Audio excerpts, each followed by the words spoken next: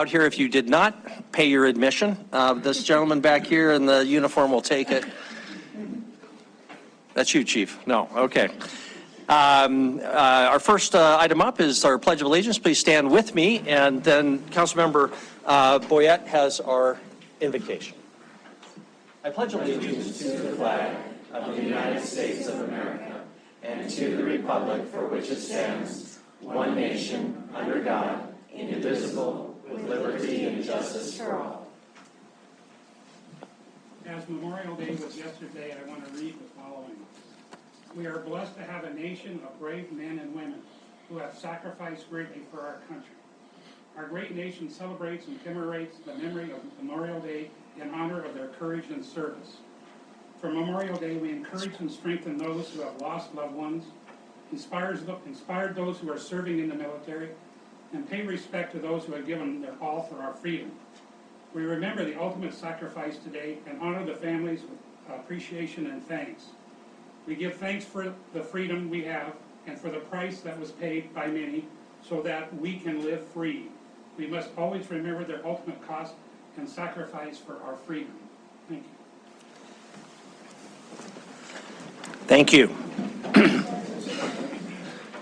you. Denise, would you please call the roll? Councilmember Shaw. Here. Gulick. Here. Neese. Present. Owen. Here. Joy. Present. Kennedy. Here. Aspenlater. Here. Tidswell. Here. Boyette. Here. Rupsis. Here. Mayor Cole. Here. Council, our first item of business is our minutes from our May 13, 2024 meeting. Are there any changes or is there a motion relating to those? Councilmember Boyette. Mayor, I move that we approve the May 13th, 2024 minutes as read. Second. Made and second. Any discussion? Seeing none, if in favor of the motion for approval, May 13 minutes, please say aye. Aye. Aye. If opposed, nay. Motion passes unanimously. Council courtesies, I do believe, Patrick, do we have you? Yeah. Patrick Klottenberg from Townsend is here to tell us a little bit more about urban forestry, leader of urban forestry from Townsend and in Montana. Patrick, welcome. Thank you very much, Mayor and City Council members and City Administration. I appreciate you letting me be here. I'm the chair of the Montana Urban and Community Forestry Association. And I am very proud to be here tonight because City of Billings is the last city in Montana to have a comprehensive forestry management plan. And you guys are on your way with this $1 million grant that Steve McConnell got to work in these underserved and disadvantaged communities here in Billings. It's about time. We have tried to do this before. 2018, Steve McConnell, the city forester for Parks and Rec and Public Lands, tried to get a $10,000 grant that wasn't successful in getting it through. He applied for another one in 2021. That wasn't successful in getting through. He applied for this $1 million or $2 million grant and ended up getting $1 million. So here we are. It was worth the wait. It's on its way to having a comprehensive management plan. And I would like to call Steve McConnell up here, please. I have an award for him.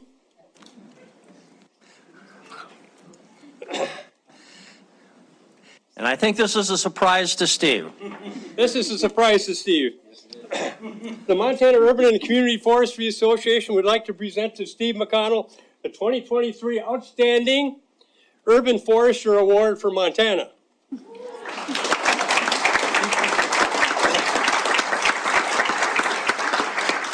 And this award is given for securing this $1 million Inflation Reduction Act grant for urban forestry. Your efforts to convince city's management to recognize the value of boulevard trees and your help getting a tree board established. Thank you so much, Steve. Thank you.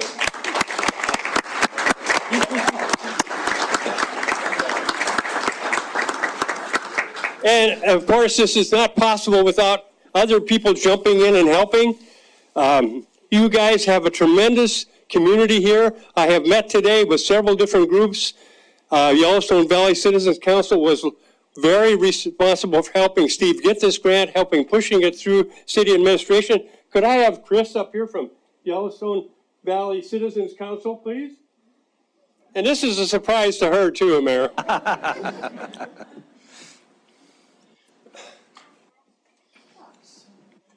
The Montana Urban and Community Forestry Association would like to present to the Yellowstone Valley Citizens Council the 2023 Outstanding Urban Forestry Citizens Support Group. Thank you. Congratulations.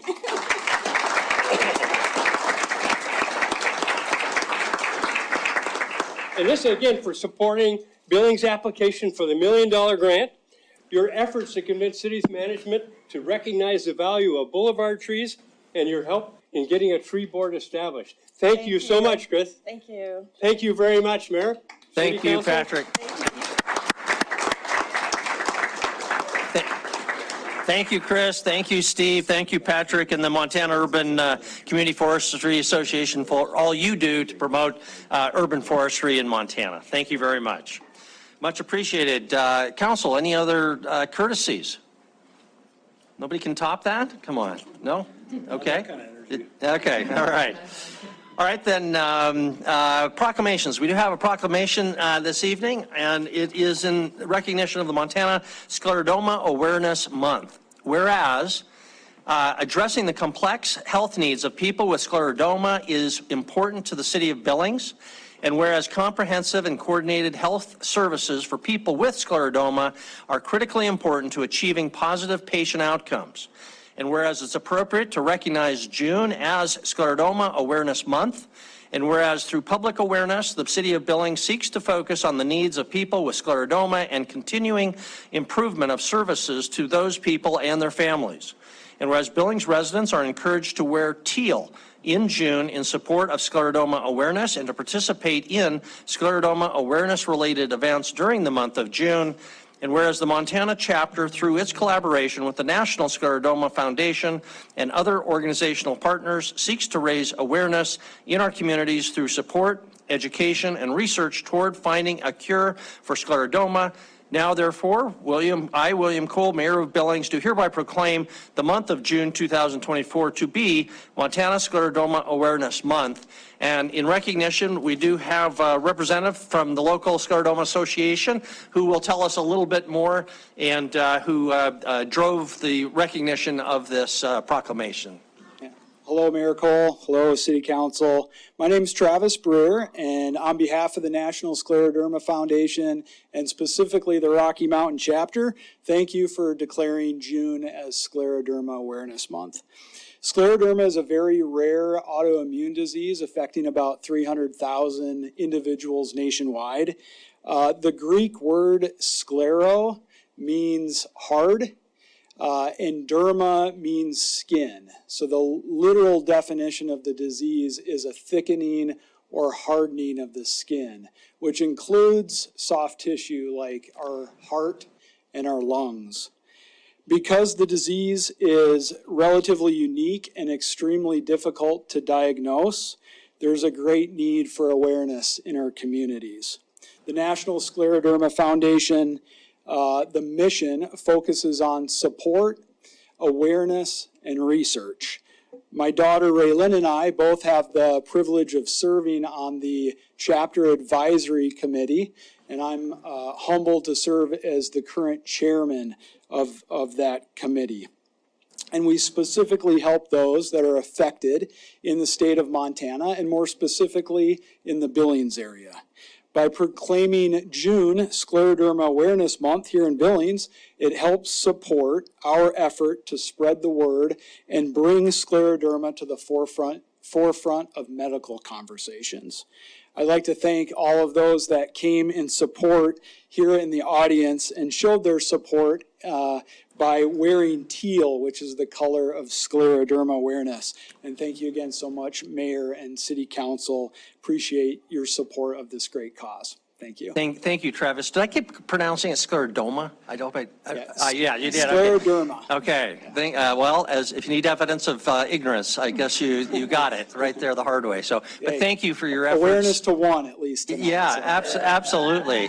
I knew that at the time. So, all right. Thank you very much. And everybody who came, appreciate your helping us to raise awareness for this important cause. So that's all our only proclamations for this evening. Council report. reports. Anything from council, from other organizations you serve on behalf of the council? Councilmember Boyette? Thank you, Mayor.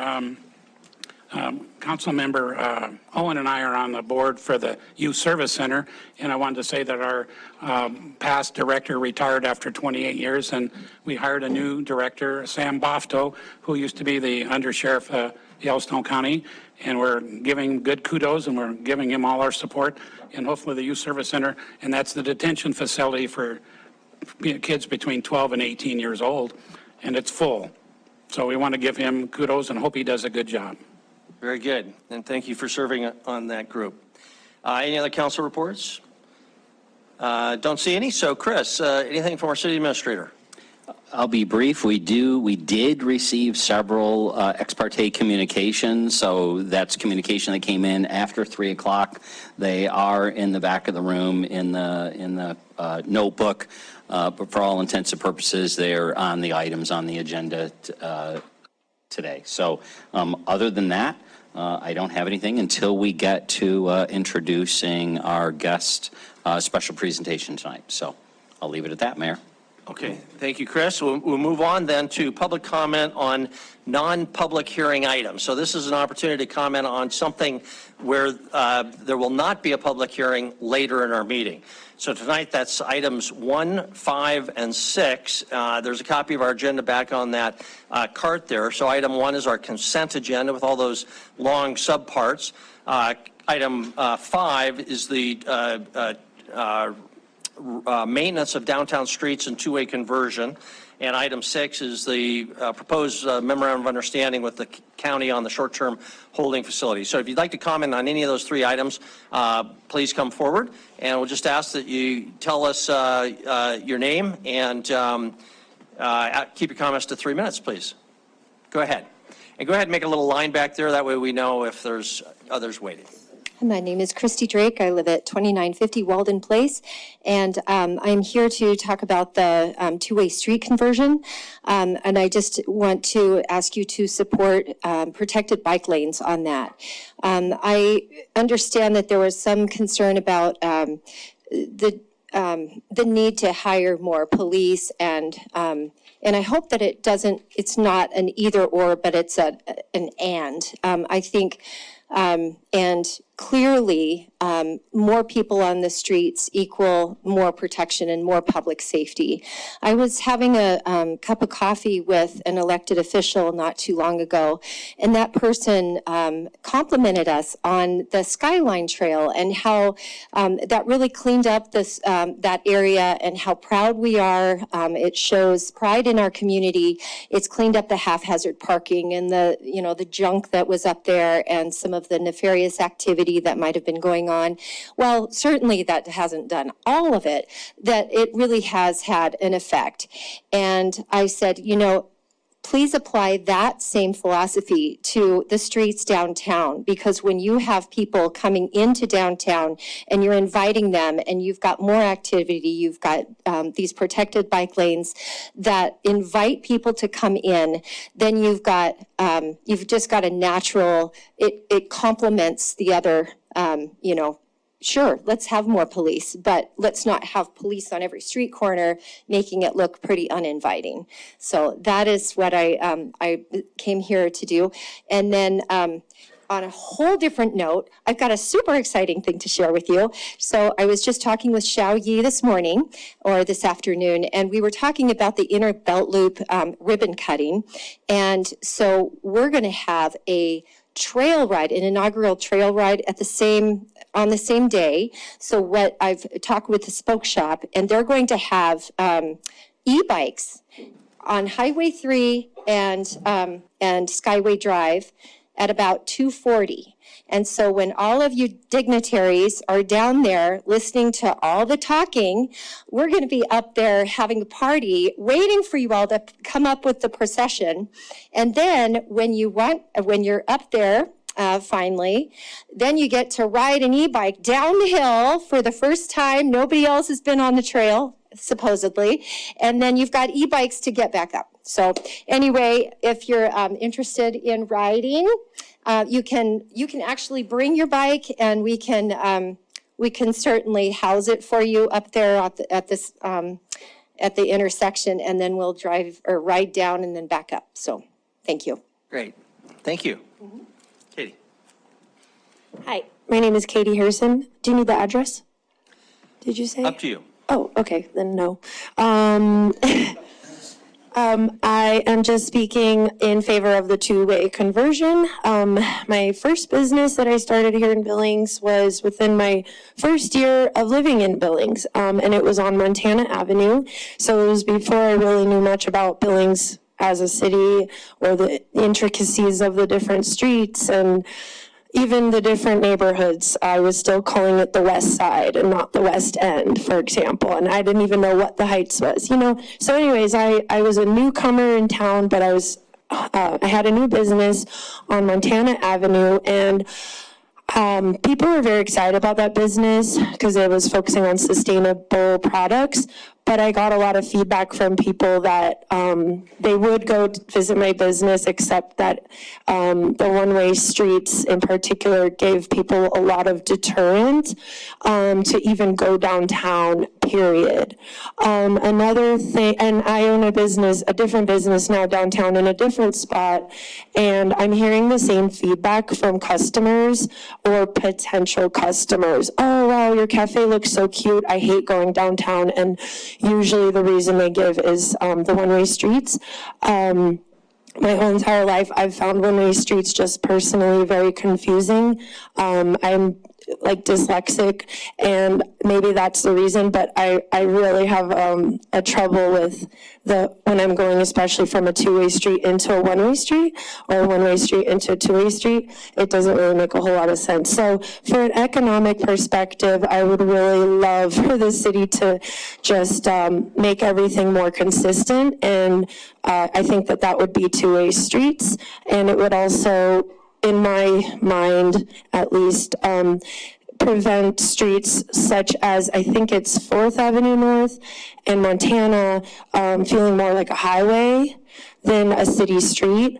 I know there have been multiple motorcycle deaths on, I think again it's 4th Avenue North, if I'm not mistaken, in front of Tiny's Tavern, because people treat that like a highway.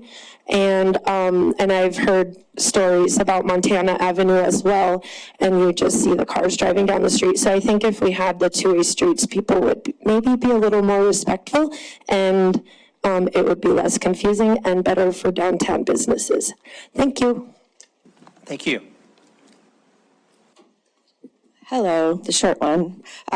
Chris Glenn, 209 Yellowstone Avenue. I'm here to speak about two-way conversion as well. I want to say I learned from Jeff Speck and Chuck Marone, who were here a few years ago with their city planning presentations at the Babcock, and some of you were there for those. And one of the things is, if you get a vibrant downtown, that is what brings in business. It's what brings in families. You really need to draw people into that downtown area. Two-way streets increases the tax base, and it decreases crime because you have traffic going two different directions. So you can, more eyes on the street, the more people you get, the more, it's more fun for people. And you look at Broadway, 29th Street, and how busy those restaurants are. And if we could do that in the entire downtown area, that would really make a destination for all of the city to come to, and also keep our city safer. So there's value in that. And I just, as a bike rider, I'm not brave enough to ride my bike on those streets, but I was really looking forward to that protected bike lane so that I can ride downtown. I live close to downtown, and I want to spend more time down there. So I urge you to change and do the two-way conversion. Thank you. Thank you very much. Jana Marcette, I'm in Ward 4, and I'm also here to speak in support of the two-way conversion. And my perspective on this, first of all, is as someone who grew up in Great Falls, Montana, where we have some one-ways and some two-ways downtown, and I think it's a pretty good mix. It's favored more towards the two-way streets. My other perspective on this is as a Girl Scout leader, a troop leader, and also on the board of my congregation's event planning group. And we meet downtown quite often. And I actually got stuck outside of City Hall a few weeks ago because there was a train that had like stopped up traffic and I couldn't turn. And I just feel that if we had had those two-way streets, I could have gotten out of everybody's way, and other people that wanted to go could have gotten out of other people's way. So I feel it's an efficiency point when we have some times of congestion, which I think includes during big events or also when the train makes everybody stop. So that's my perspective. Thank you. Thank you. Blake Warlick, 2511 First Avenue North, right downtown. Speaking on behalf of the two-way. I want to kind of give an analogy of why I'm supporting two-way is if I want to get an oil change right now, I go to Edam's right next door, love them, super fantastic. For me to go to Edam's, I need to go out First Avenue down to 27th, take a right onto 2nd, come all the way around and go down because of the way the one-ways and everything is set up. So for me to even go one block, I have to go like 3 blocks. And so it's just really hard for both my customers at the Clock Tower Inn and Stella's when they are struggling with getting the two ways. And when it comes to parking, it makes it a lot harder to find parking for them. I would say that I also was bringing this up that I was going to talk to my staff, and I have bakers there that are 3 or 4 o'clock in the morning, so they see quite a bit. We have dump trucks that cheat and go down the wrong way on 26 already because they don't want to drive around the entire block. So I would just say I get 4th, I get 6th, I go to the Heights, I go to the Weston because I live kind of central. So I get wanting to keep some good thoroughfares that can go through. But when it comes between everything, I think that would be exponentially helpful, just navigating downtown and helping everyone and making it more inviting. So thank you very much for your time. Thank you. Good evening, Mayor and Council. Marguerite Jodry, 3017 2nd Avenue North, or 2nd Avenue South. I also own Zest Kitchen and Cookware on North 29th Street.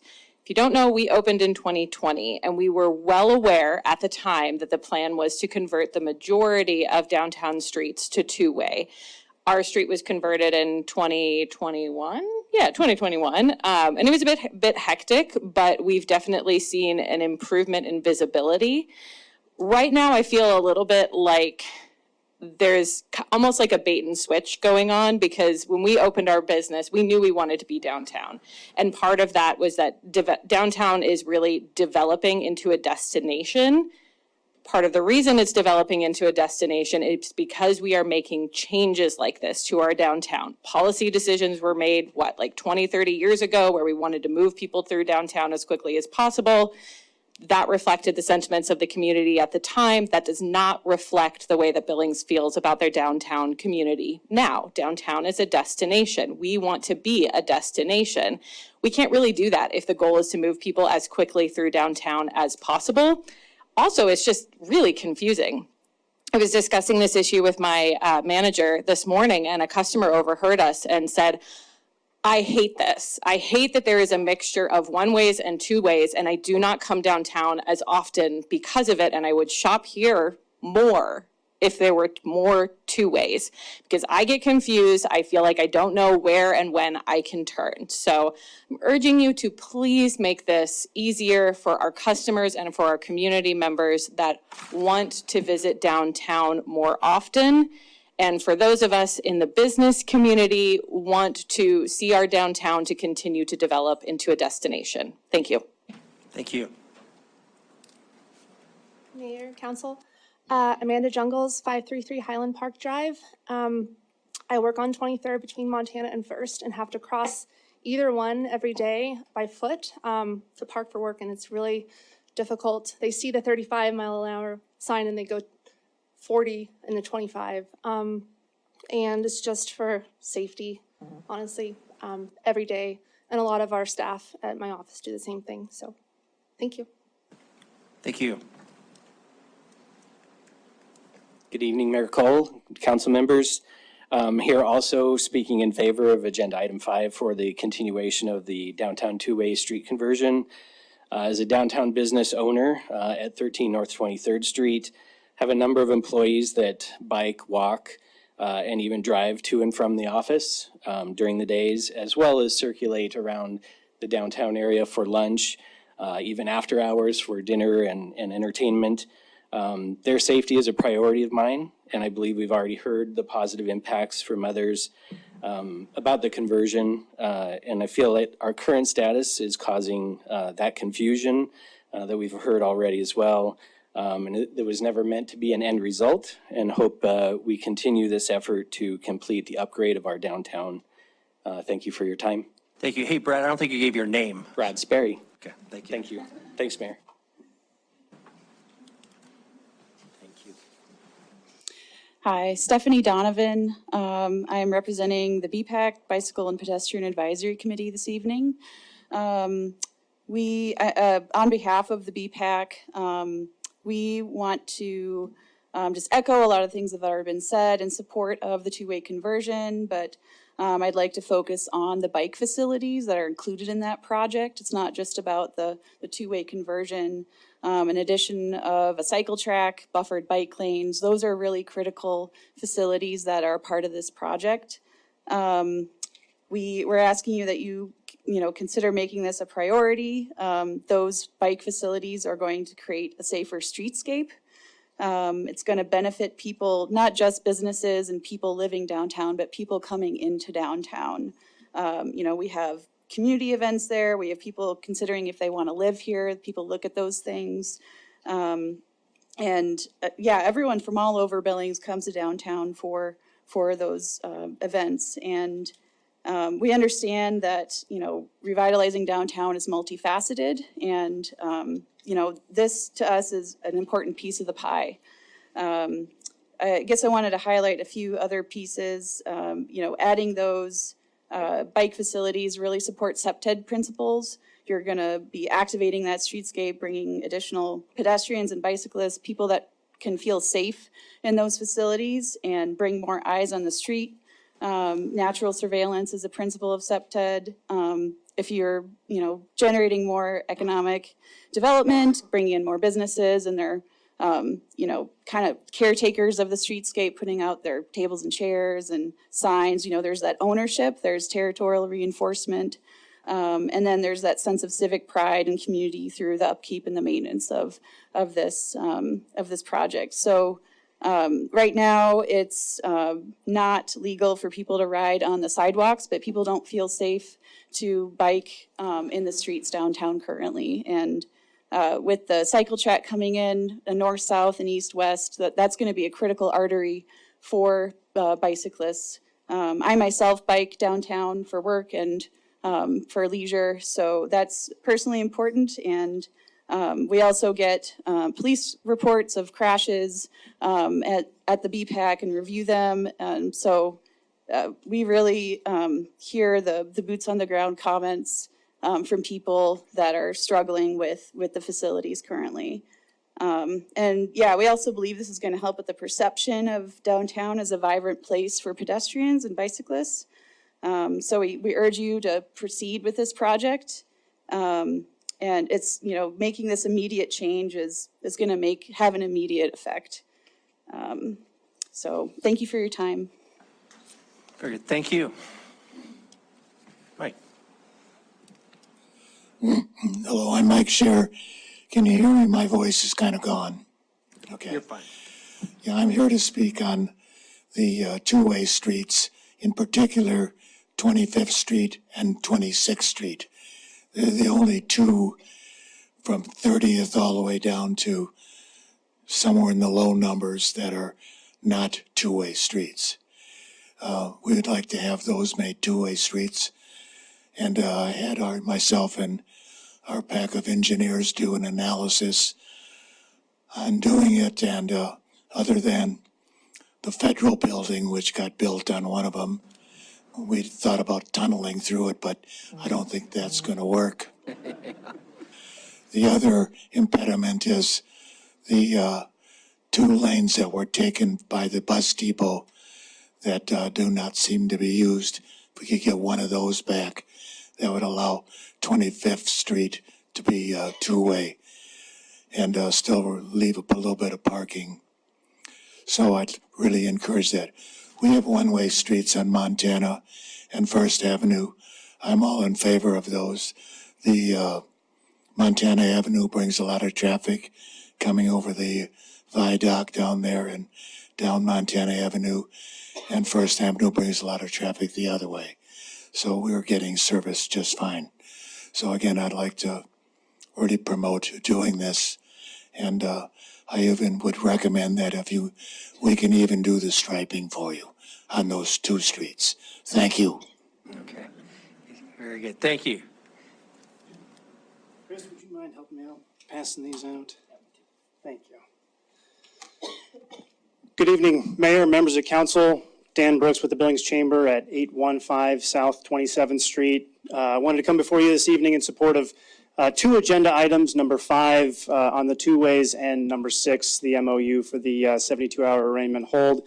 I do want to focus, though, on number 5 with the research kind of memo that I put together there and handed out to you, just to kind of walk through some of these benefits that have been shown through an empirical analysis of a community that's gone through a similar process. So I was going to speak a little bit at first about the SEPTED benefits, but gosh, that work's already been done for me. So I'm just going to say me too to those great comments on the crime prevention benefits. But looking at this study here, this was Louisville, Kentucky, and as I say Louisville, I can already hear my brother in the back of my head who used to live there letting me know it's actually pronounced Louisville. So forgive my bad pronunciation. But they had a very similar traffic system to ours with the one-way couplets running through their city. So when they decided to convert 2 of those one-way couplets to a two-way system, they said, well, let's measure these impacts. And a couple of researchers from Cal Poly and the University of Louisville looked at those benefits and found that two-way conversion decreased collisions, decreased crime, increased property values, and then increased the flow of traffic as well, very curiously. In fact, if you turned over to the second page, we got a couple tables there looking at those traffic counts. The top one, table 2 on the far right side, shows that reduction in traffic collisions on the two ways.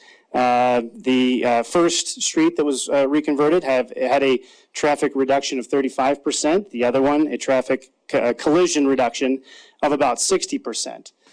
Meanwhile, they also moved more traffic. As you'll see in table 3, the average daily traffic counts for both of those two-way converted roads went from about 35,000 to almost 4,000 and 5,000 respectively. So less collisions, but more traffic flow, kind of against the conventional wisdom of why we would want to move to one way. So good benefits there.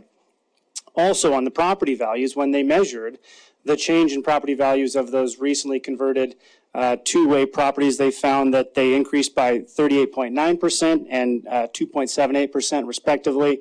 The one-ways increased a little bit and decreased a little bit on those two roads too. So we can see that there's benefits of increased property values along those two-way conversions. Lastly, probably most important as far as we're concerned, is the crime element of this. So when they looked at total crimes per month, they found, and this is going to be the first graph chart there, they found that on both of the two ways, the reconverted two ways, total crimes per month decreased, while on one of the remaining one ways, crime increased, and on the other one, it decreased just a little bit. You'll see the same for a couple other metrics of crime on that last page there, and I will conclude with what the authors concluded. Given this analysis, we can conclude that there is something about two-way streets that makes them safer and more desirable than one-way multi-lane streets. Our empirical analysis shows that conversions can result in busier yet slower streets that have the potential to increase the vitality of an area and promote economic regeneration through fewer traffic collisions, reductions in crime, and increased property values. We encourage your support on both items number 5 and 6, and thank you. Thank you. Good evening, Council. Steve Arviskow, Big Sky Economic Development. I feel like I haven't been in front of you in quite some time. Some of you may not recognize me, Roy. I want to give you the ROI on what you're deliberating on this conversion of our streets back to two-way, based on the conversations I've had in the last 10 days with developers. So I'm giving to you what they provided me in multiple conversations that I've had. I'd also defer to the great wisdom and experience of Mike Shear and the work that he's done on behalf of our community in redeveloping that experience, I think speaks volume. So let me add to that with the conversations that I've had. First of all, important to understand that converting our streets back to two-way, that's not a new idea. It's a long-standing principle. When you go to work to redevelop your core, you rethink what it looks like in terms of traffic walkability. So that principle of let's go back to two-way has been around for, I would argue, decades. And I'm not going to suggest that it takes us a while to catch up to that, but it's just been a fundamental principle. Some of the work that I had done years and years ago in Colorado, we were talking about our one-way streets becoming two-way because we wanted to slow it down, capture an audience, et cetera, et cetera. So it's not a new principle, and it's founded in success and data. And so that's important to understand. The developers that I had time to spend today, as recent as today, lunch with a local developer, here's what they said. Here's how they view the value of converting back to two ways. First, it guides what they can or can't develop in our core.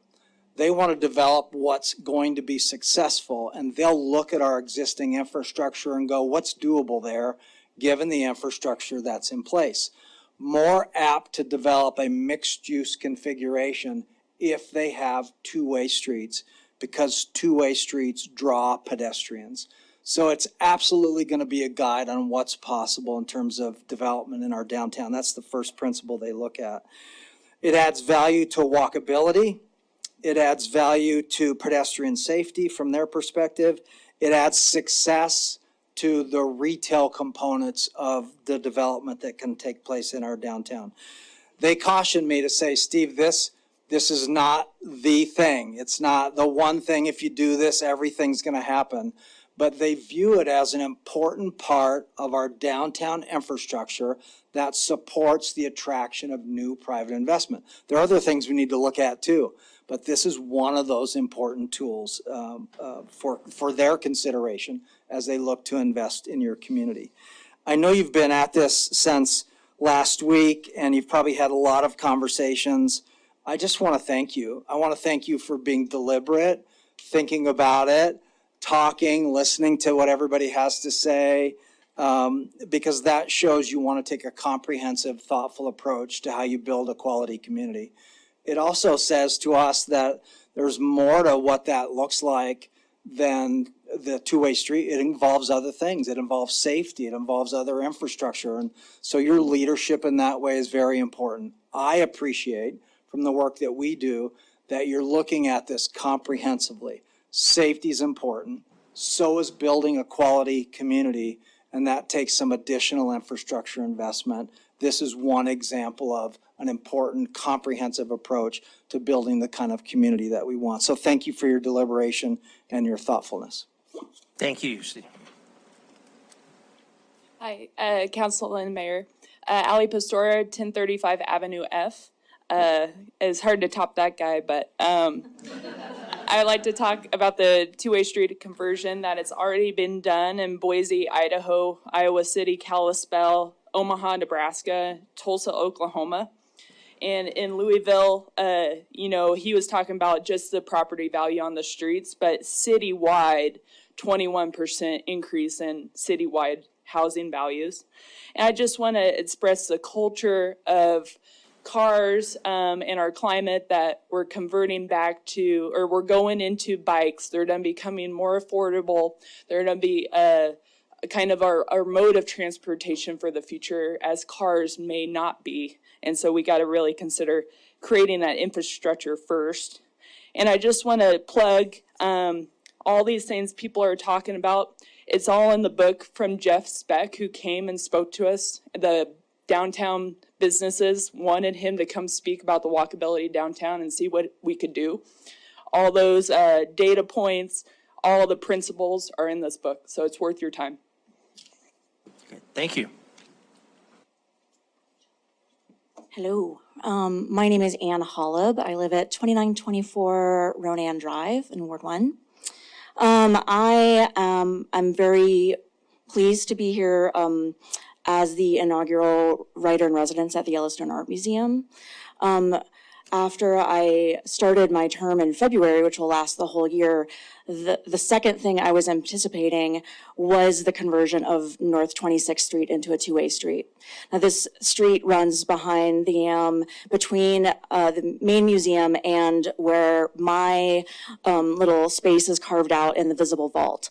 And while it is just a few paces behind the YAM, the willingness of Americans to walk more than 20 paces away from their car to get somewhere is a noted problem. So to say that visitors to the visible vault have been a trickle would be an overstatement so far. However, even when I go to my office, I get frustrated and tempted to drive backwards down 26th Street from the main parking lot to get about 15 yards up the street. Instead, I go down, I turn down 4th, I turn down the next block, I go around the next block, and then I turn around the next block, and then I can go into the parking lot in front of the visible vault that I could see very clearly, even the tiny little pebbles of gravel in the parking lot from the museum.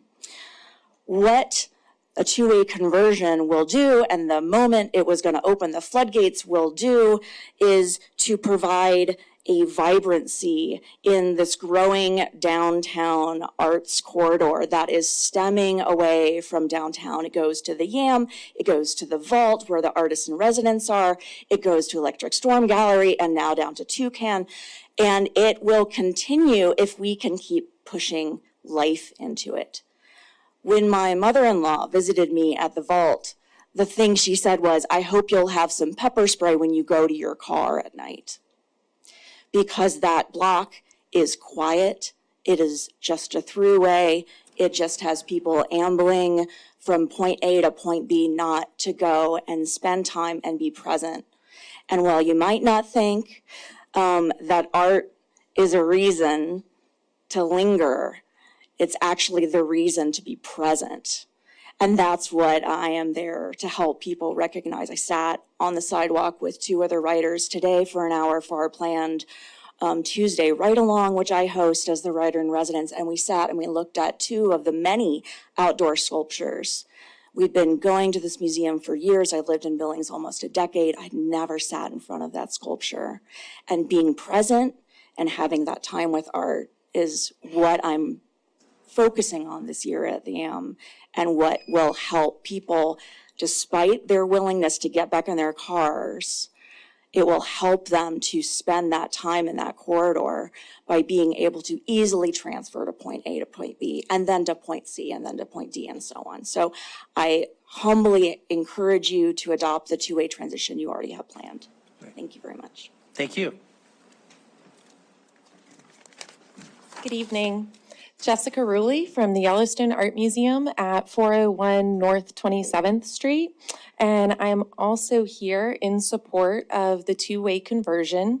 As Anne shared, the museum regularly feels frustrated by our visitors' confusion and lack of clarity around the surrounding streets, in particular between our main building and the visible vault. Anne mentioned the low numbers of visitors that she sees in the visible vault, and that's while we have 25,000 visitors annually in the main museum. So there's a real struggle from people to get from that main building one block further because of so much of the confusion around the traffic flow. It's something we hear again and again, not only from residents of Billings, but our guests from out of town, and even from folks who are very frequently at the museum. Our staff and docents struggle with it as well. Beyond the difficulties, there's also a real safety issue for us. We have staff visiting artists who are constantly going back and forth between those two buildings, and the current setup simply isn't respected. We see cars going the wrong way frequently. We also have a lot of people who very dangerously move through our parking lot to get to where they're headed. And so it creates a real safety concern for us, and something that I hear visitors and staff mention probably on a weekly basis in terms of the safety component.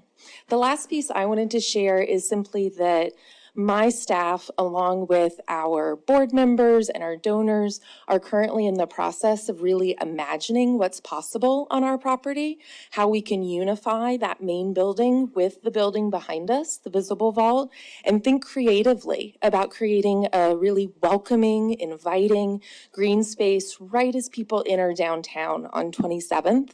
And a big part of my conversation with donors in particular around a future plan has been the access on 26th Street. Knowing that that would become two-way has been something that has been really exciting in those conversations and really incentivizing as they think about being part of a major investment in our downtown. So it's my request that you also invest in our vibrancy and our usability as we want people coming and going from the city. Thank you. Good, thank you. Next.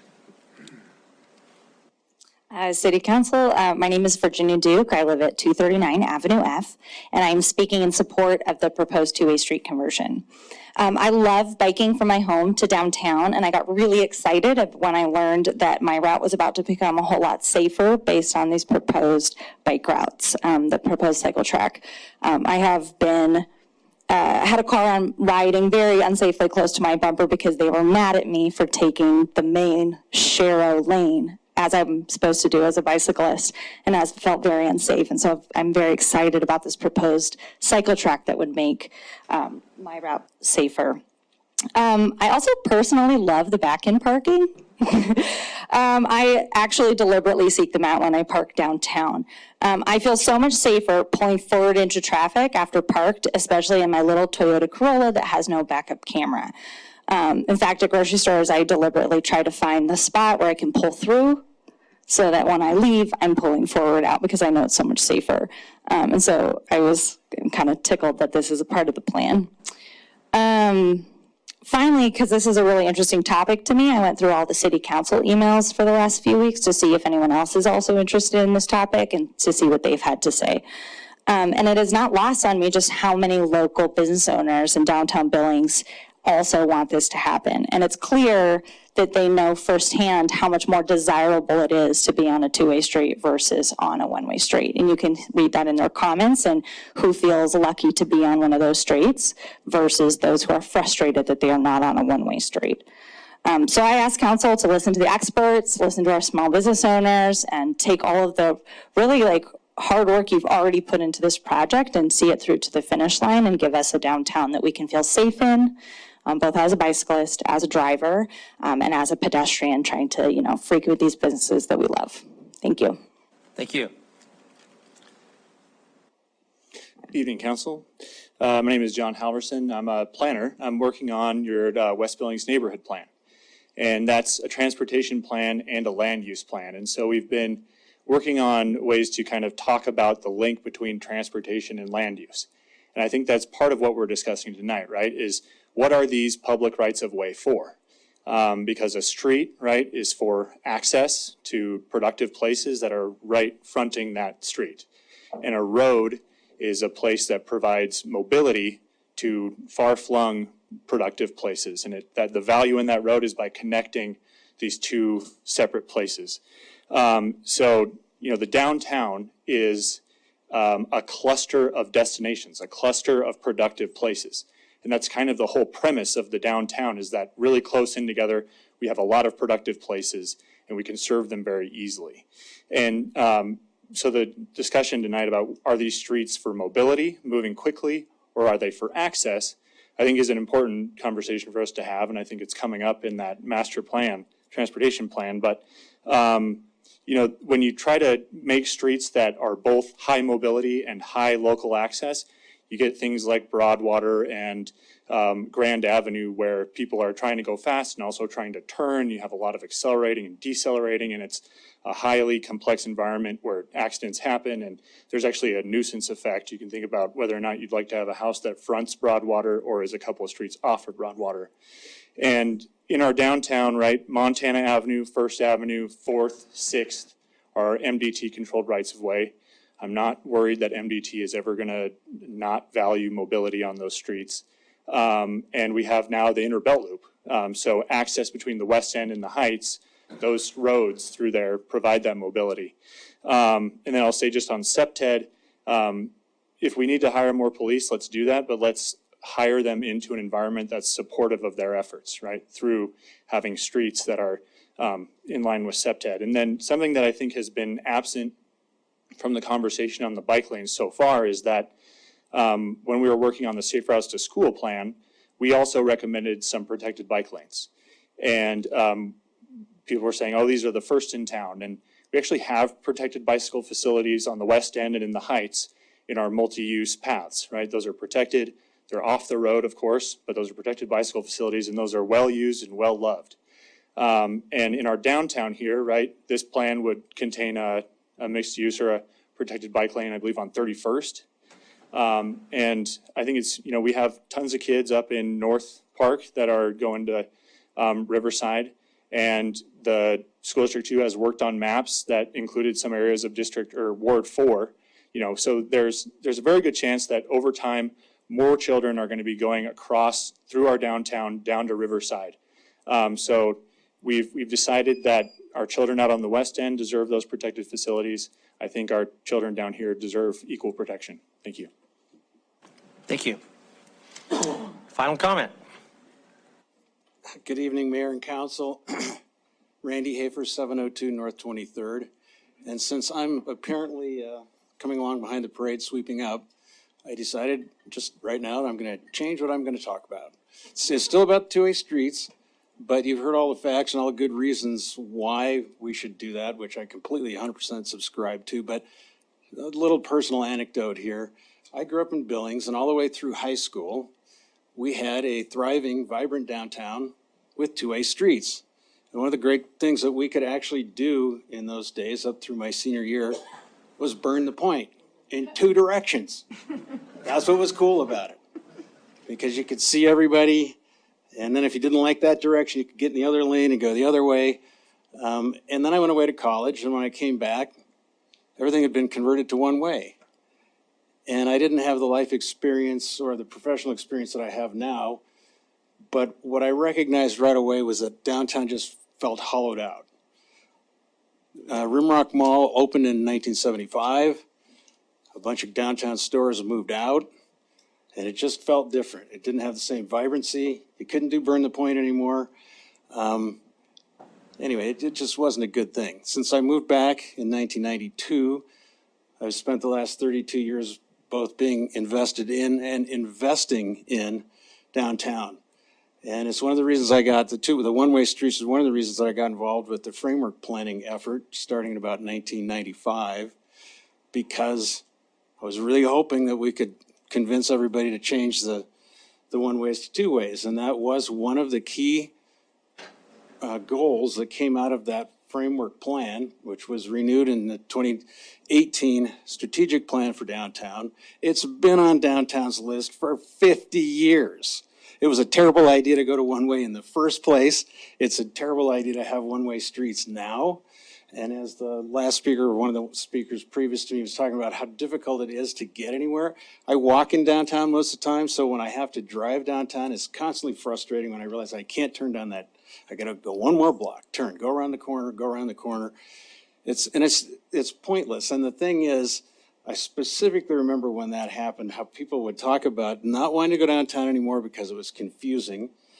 And the big idea, well, we can move cars faster through downtown, was the wrong idea. And so we've spent a lot of time with a hollowed out downtown. We've made a lot of progress coming back. You can see it on 29th and 30th already, how those streets are much more active than they were just a few years ago. If we do this with the rest of downtown, the same thing will happen. And I've been whining about this for 30 years now. And I really want you guys to vote to move this forward so I can find something new to whine about. And I'm sure there will be something, but in any case, please, let's get this thing done. It's time. Thank you. Thank you. Thank you, Randy. Okay, we'll close our public comment on non-public hearing items and move on. We've got a special presentation tonight from our Thorn Run lobbyists. Greg and Jim, thank you for your patience. We don't always spend this long before we even get to this part of the agenda, but hopefully you learned something. So, Chris, would you like to introduce this? Yes, Mayor and Council, thank you, and thanks to all those who've come tonight. So tonight on the agenda, we've got, as the mayor mentioned, Greg Burns and Jim Davenport. Now, yeah, the names are reversed still, aren't they?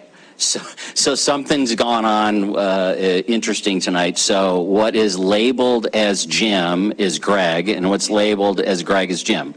Vice versa. So, but to get to it, so what Greg and Jim are with Thorn Run Partners.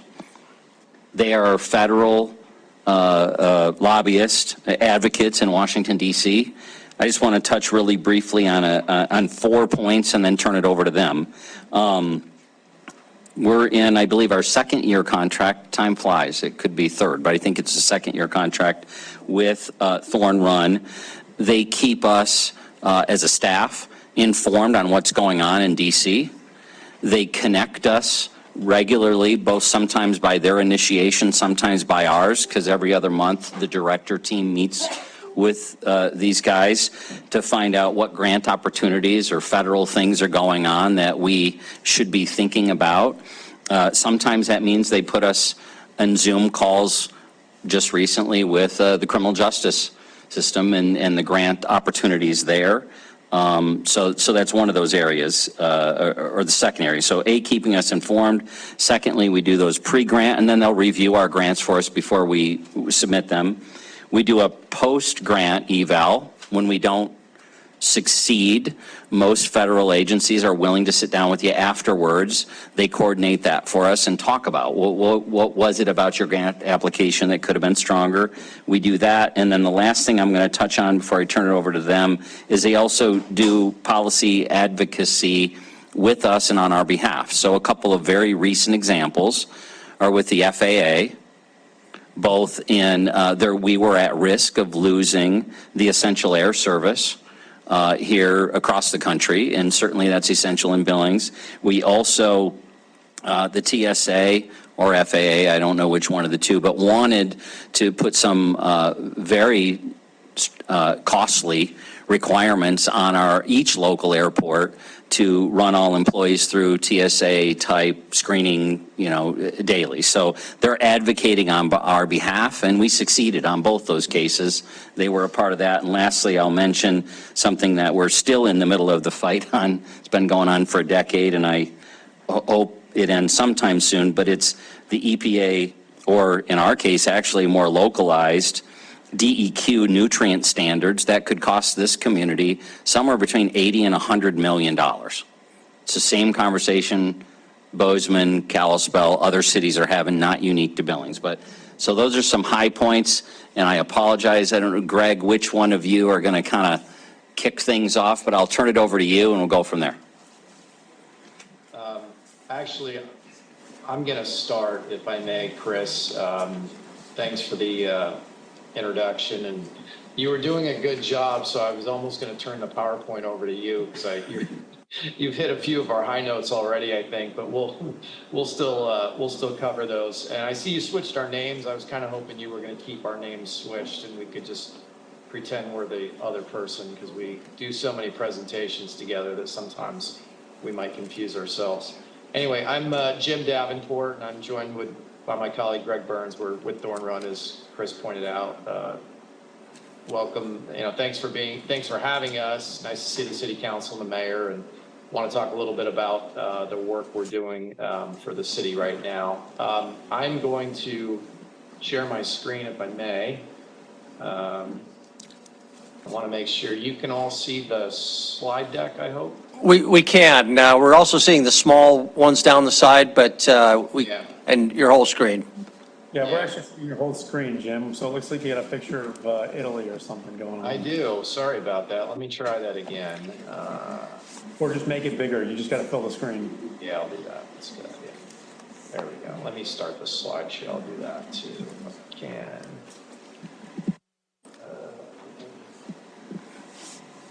Sorry, I had this set and no. I'm just gonna do it this way, if that's all right. We can still see it pretty well. All right, great.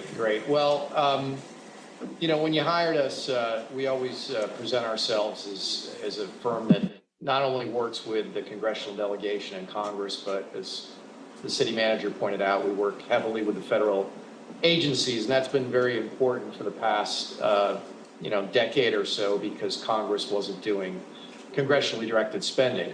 And the reason I touch upon that is because I want to say the last Congress, or this Congress, but the first session, 2023, was the most unproductive in modern history.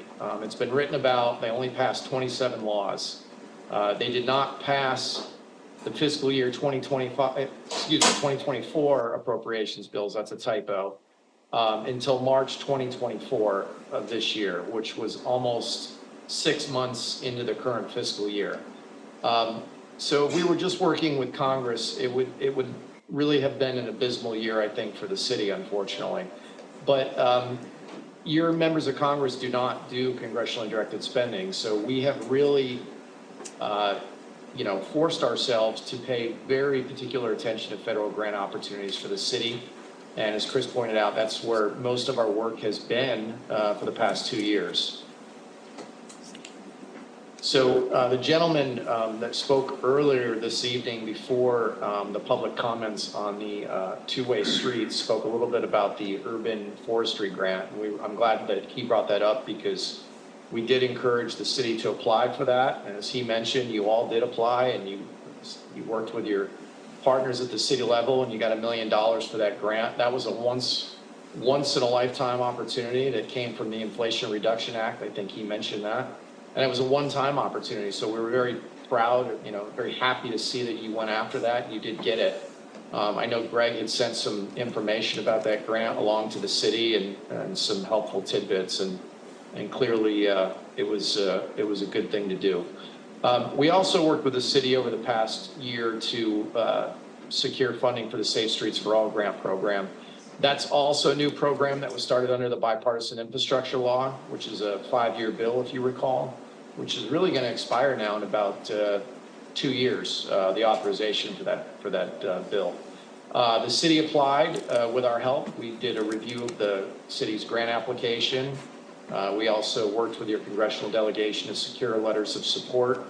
And you were successful in obtaining just over $3.5 million for your street safety improvements, which we felt was a great win for that very new program. I'm going to turn it over to Greg to talk about a little bit of our current work, and then we'll talk about where we think we're going here with future work for the city.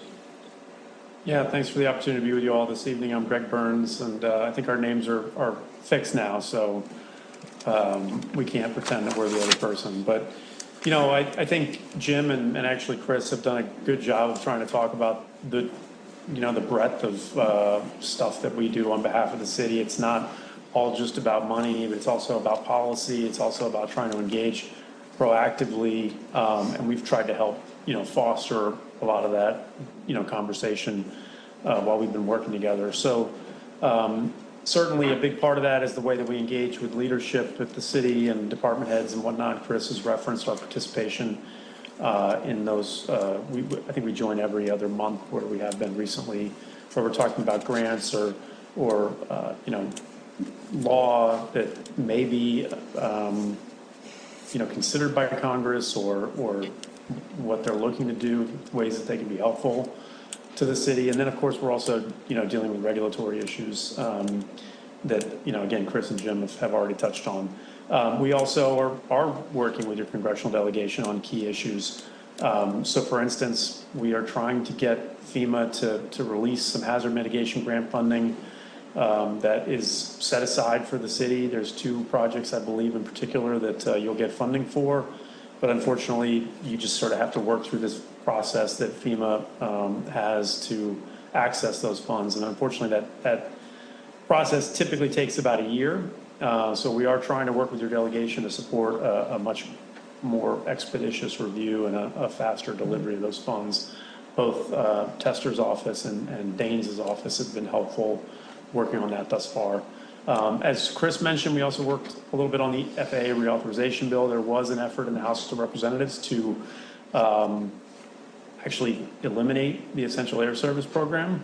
So we did fight back against that. I will say that Congressman Rosendale, we did reach out to him and let him know that we, as well as Congressman Zinke actually, to let them know that the EAS program was not only important to all the communities that fly into Billings using that program, but also it's important to the city of Billings as well. So both of those members of Congress, thankfully, did not support the effort to terminate the EAS program, so I'm proud of that. And certainly in other ways, if we're working on grants, we're not only, helping to support the application in a number of ways. One way that we're also doing that with your delegation is letters of support that we're securing.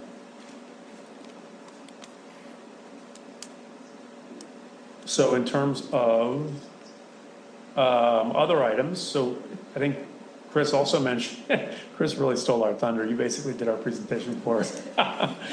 But we have done a couple of meetings with some federal agencies when we've heard about issues that have been of interest or importance. So one that just recently happened was the Bureau of Justice Assistance. I actually thought that was pretty unique because the city did a great job of pulling together all of these partners from other local organizations that would partner with the city on an application for the BJA program of the Department of Justice. So I think the city's in the process of putting together an application for one of those grant opportunities. We also have had some opportunities to talk about with FEMA, but specifically about fire grant programs. There's two programs that FEMA runs. One is for fire equipment and the other is for fire personnel. And so it may be that the city has opportunities to apply for those in the future if you have the right needs that match with the programs. And then I think as we've referenced, we're also constantly sort of trying to work on other issues, whether it's, the impaired waters thing that Chris mentioned, and certainly that Debbie has been knee deep in.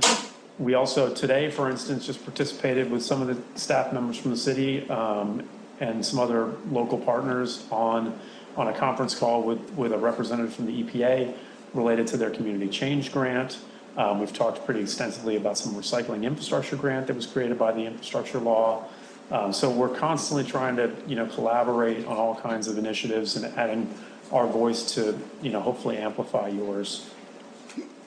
In terms of next items, certainly we're going to continue to work on grants. There's always going to be legislative and regulatory concerns that we have to work on. Despite Congress being less active last year, the pace has picked up actually a little bit this year. And we do think that they'll continue to be active, even into the election and then beyond before they elect or before America elects a new Congress for the next year. And then one thing that we've begun to talk about a little bit with Chris and other leadership folks in the city is whether or not you all may want to make a trip to Washington. Since we've worked with you all, you haven't been back to do an advocacy trip with us. We would certainly set up meetings with your delegation, and I know you all can see those in folks in Montana, but it's also important to, meet the staff people that work back here in DC on your behalf. And then certainly we would do several agency visits and we would set all that up for you beforehand. It might make sense to do that, particularly given that it's possible that you could have a new senator and you're certainly going to have a new House member. So there may be some opportunities and additional reasons to try to engage with folks here personally in Washington. So with that, we appreciate the opportunity to be with you tonight. Hopefully we've shared some insight into the kinds of things that we're doing on your behalf, and Jim and I are happy to answer any questions you may have. Okay, thank you very much, Greg. Thank you, Jim. Council, I'll turn it to you for questions. I'll just encourage us to be quick. Questions for Greg or Jim?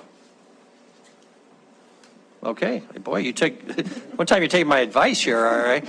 Okay, Chris, nothing else from you on your end before we? Thank you. Thanks to Jim and Greg for tonight. And I will highlight, as Jim had mentioned, we're batting 500 right now. There are two grants that we were not planning to apply for, but these guys encouraged us to. One was the forestry grant, the other one was the, I'll get the name wrong, but it was the pedestrian bridge over the rail tracks. We got one of those two and brought $1 million in, and we literally were not going to make either of those applications based on our kind of staff analysis, but their encouragement was these are some opportunities to take advantage of them. So we'll keep working together. Thank you, Mayor and Council, for the time tonight, and we'll continue to plug forward.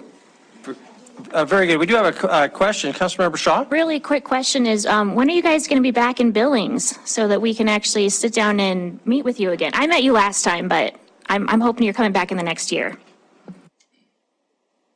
I think we'd like to. Yeah, we haven't discussed that yet. I think we were back maybe in September of last year. So it hasn't been that long, but happy to come back, and we can certainly talk about that with Chris and everyone else.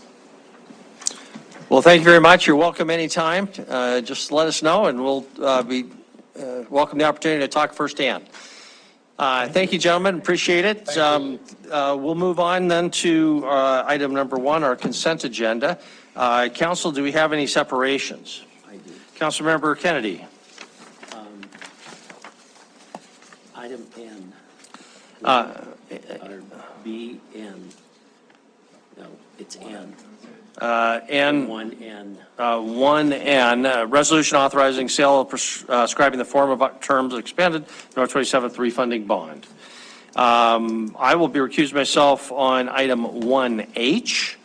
Other, Kennedy, 1K, Brasso Valley subdivision, you on that? You can look at that. Yes. Councilmember Leiter will recuse himself from item 1K. Councilmember Neese? 1O.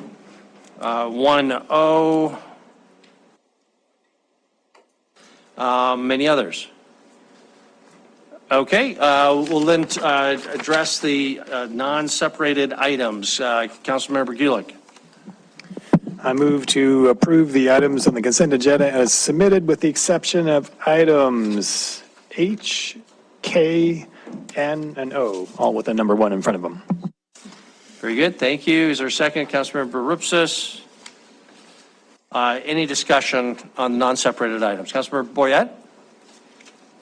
Thank you, Mayor. I think it's important to acknowledge donations. And item G is acceptance of donations for Magic City Art. The donations came from the North Park Task Force, Partners for Parks, and from the Bird.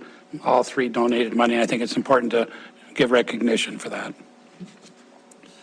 Thank you very much. Councilmember Rapslider? Just wanted to thank Director Melling for going back to the table on item 1C and rework, making sure that we got the contract amount right on that. And I appreciate the effort there and the commitment to doing that before we get these going forward. So thanks for that. I appreciate it. Thank you. Any other comments or questions about the non-separated items? Okay, we'll proceed to a vote. The motion is for approval of the non-separated items. If in favor, please say aye. Aye. Aye. If opposed, nay. Motion passes unanimously. First separated item is item 1H. Councilmember Boyette. And I did this on purpose. So there's a donation to the code enforcements for the removal of graffiti, and the mayor recused himself because he and his wife gave donations. So that's why he recused himself. Also, Sherry Essman, Joe Ratcliffe, Dana Motors, and Thomas Dunny gave money. So we want to thank them very much for their donations. This is a good project. I call code enforcement all the time and say, go fix this, and guess what? They do. So thank you very much. I'd like to make a motion to approve item 1H. You're running the show here. Oh, that's okay. Okay, do we have, Councilman Neese has had a motion to approve. Is there a second? Councilman Gulick? So we have a first and a second. Any questions, statements? Councilman Neese. Thank you, Deputy Mayor Boyette. I really appreciate these people stepping up and donating to this because, you know, as you guys hear me, one of my hot topics is graffiti because it's part of the broken window. It really shows who owns the city. And so I think the better we can remove graffiti from the city, you know, I've seen some progress, you know, as you drive through the city, so it's really nice to see. There are a couple of hot spots that I need to talk to code enforcement about, but I think for the most part, we're doing a really good job. So thank you very much for everyone who is donating, working on trying to get rid of graffiti from our city. Any other comments? There being none, we have a motion and a second. All in favor, say aye. Aye. All those opposed? And the mayor recused himself. The motion passes unanimously, except for Mayor Cole. Thank you, Deputy Mayor Boyette. Next item up is item 1K. Councilmember Abschneider is going to recuse himself as Company Performance Engineering is the engineer on the project. Is there a motion or questions or anything else? Councilmember Joy? Thank you, Mayor and Council. I move we approve preliminary minor plat of Bosco Valley Park subdivision second filing. Very good. Second, Councilmember Tidswell. Any discussion? Motion is for approval. Okay, we'll proceed to a vote. If in favor of the motion for approval, item 1K, please say aye. Aye. Opposed, nay. Motion passes unanimously. Councilmember Abschneider not voting. Next item up is item 1N, resolution authorizing sale and prescribing the form and terms for the expanded North 27th Street refunding bonds. Councilmember Kennedy, that was your recusal. Would you like to, or I'm sorry, your separation. Would you like to start us off? Yes, Chris, I just have a question on this. On these bonds, do we go periodically and redo these bonds? What process do we go through on this? So, Councilmember Kennedy, Mayor and Council, so certainly your finance staff and admin are always looking for ways to save money. In this case, the refinance along with the bonds potentially for tied to item 5 tonight made sense. So that's why we proposed this refinancing. So now with high interest rates that we're experiencing, I would hopefully we all want, right, the economy and interest rates to go back down. You will not need to initiate anything necessarily from the council perspective, but you will see staff will review, are there ways to cut our cost of financing, and that's why you see this in front of you this evening. Mayor, just to follow up, Chris, then with this project, what you did was we went out and added the $3 million for tax increment financing dollars, and then with the existing bond to get a better number? So yeah, yes, I think what you described there is what Andy Zeller, finance director in our finance office, recommended, tied to bringing some of these together to lower our finance charges and bond counsel fees. And so that's why you see this in front of you, because it went along with our anticipated bond sale from 13 days ago. Thank you. Very good. Thank you, Councilor Rupsis. Thank you, Mayor. Chris, I just want to, this particular item is just the refunding bonds, not the extra $3 million related to the two-way conversion. Thank you, Councilman Ropsis. Yes, because the vote from 2 weeks ago, they're now separated.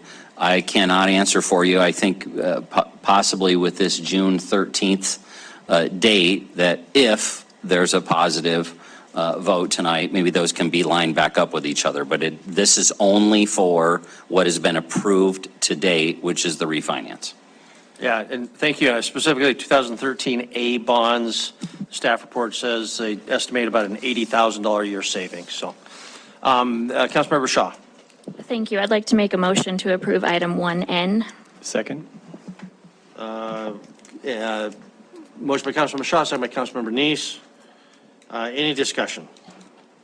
Seeing none. Oh, Councilmember Shaw. I just will speak to it very quickly to say we have seen this periodically from that Andy will bring forward. So you can expect it to happen whenever they figure out that they can save the city money, they do it. It's brought down, I think, the library bond and Dealer Park in just the last few years. So it's a great thing for our community. Very good. At least when interest rates are going down. Yeah. Thank you very much. At least compared to the old days. Not that they're going down now. Okay, we have a motion before you in favor of passage item 1N. If in favor of the motion, please say aye. Aye. If opposed, nay. Motion passes unanimously. Councilmember Neese, next separation item 1O, second final reading on the loading and unloading backup ordinance.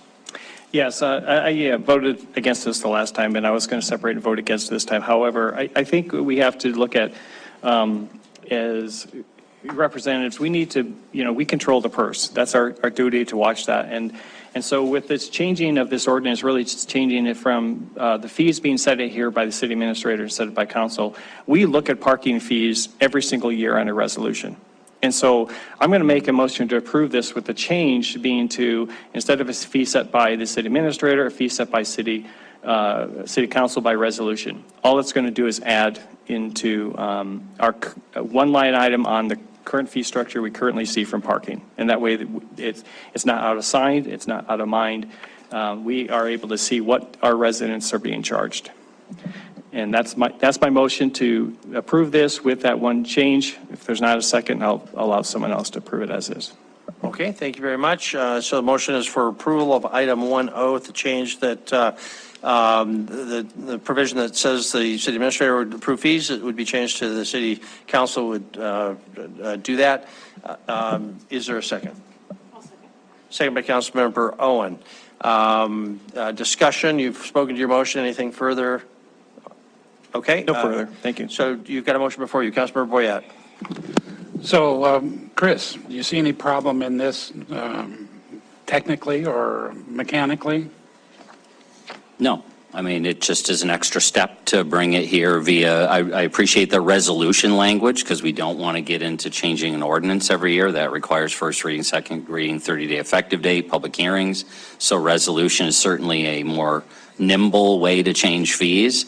It just adds the step. Instead of being able to do it administratively, it'll need to come to the elected body for review and approval. Thank you very much. Councilmember Joy.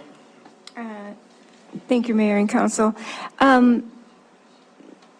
How often, I guess this is for Chris or City Administrator Kukulski, how often do we change these fees? I don't recall very well. In terms of what I'm asking is, in terms of the efficiency or the process, how often do we change them so that I'm better able to understand if the process to come to council is cumbersome or not cumbersome? Thank you. Mayor and Council, I believe the last time that it was changed, I think it was 1985, was the date that it was changed. And once again, finance was the department that took care of it about 3 years ago or two. Maybe we started to take it over. And it is basically, certainly can be brought to you if that's what you so choose. We do have our parking citations is by administrative order. And we changed those probably 2 or 3 years ago as well. But whatever you wish. Okay, Councilmember Troy. Thank you. So do you see this as just making it consistent by having it done by city administrator? Are you seeing this just as a consistent process where you have this administrative process for your citations? That's correct. We do present to you when we do increases in our monthly fees, like hourly parking, on-street and off-street, and also monthly parking, that comes to you for your approval. But the parking citations do not, and so we kept this similar to the parking citations. Okay, Councilmember Dees. Thank you, Mayor. Tracy, thank you for saying that, because we do see, we review that every single year, the parking fees. The parking fees, the monthly fees, you do, yes. And so this is a parking permit, which relates to the parking. And so it wouldn't, to have that as one line item on that additional, when you bring that annually to us, that is just adding one item to the annual process. Is that correct? We do. It was suggested that it be done by city administrator. Right. Probably for the sake of not having to bring it to you. Okay, but- And spend more time, but. But to clarify, it's not a separate resolution we're going to be looking at. It's going to be on the parking fees. It would be included, that's Right, correct. that we already look at every single year. The only time you'd look at it is if there was a change. Change, okay, thank you. Okay, very good. Any other discussion before we proceed to a vote? Okay, the motion is for approval with that change. If the motion is clear, if in favor of the motion, please say aye. Aye. If opposed, nay. Nay. Voting in opposition, Councilmember Joy. I believe all other members voting in favor. Motion passes. Thank you very much. That concludes item 1. Our consent agenda brings us to regular agenda item number 2. Denise, would you read item number 2? Public hearing and resolution adopting solid waste collection, disposal, and landfill fees for fiscal year 2025. Staff recommends approval. Thank you very much. Jennifer is bringing up the PowerPoint and will be our presenter.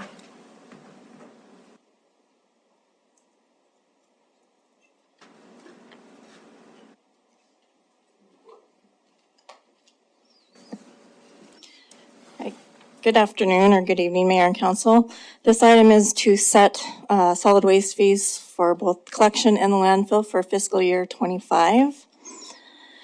There's several rate increase drivers, and we talked about a lot of these things during the budget presentation.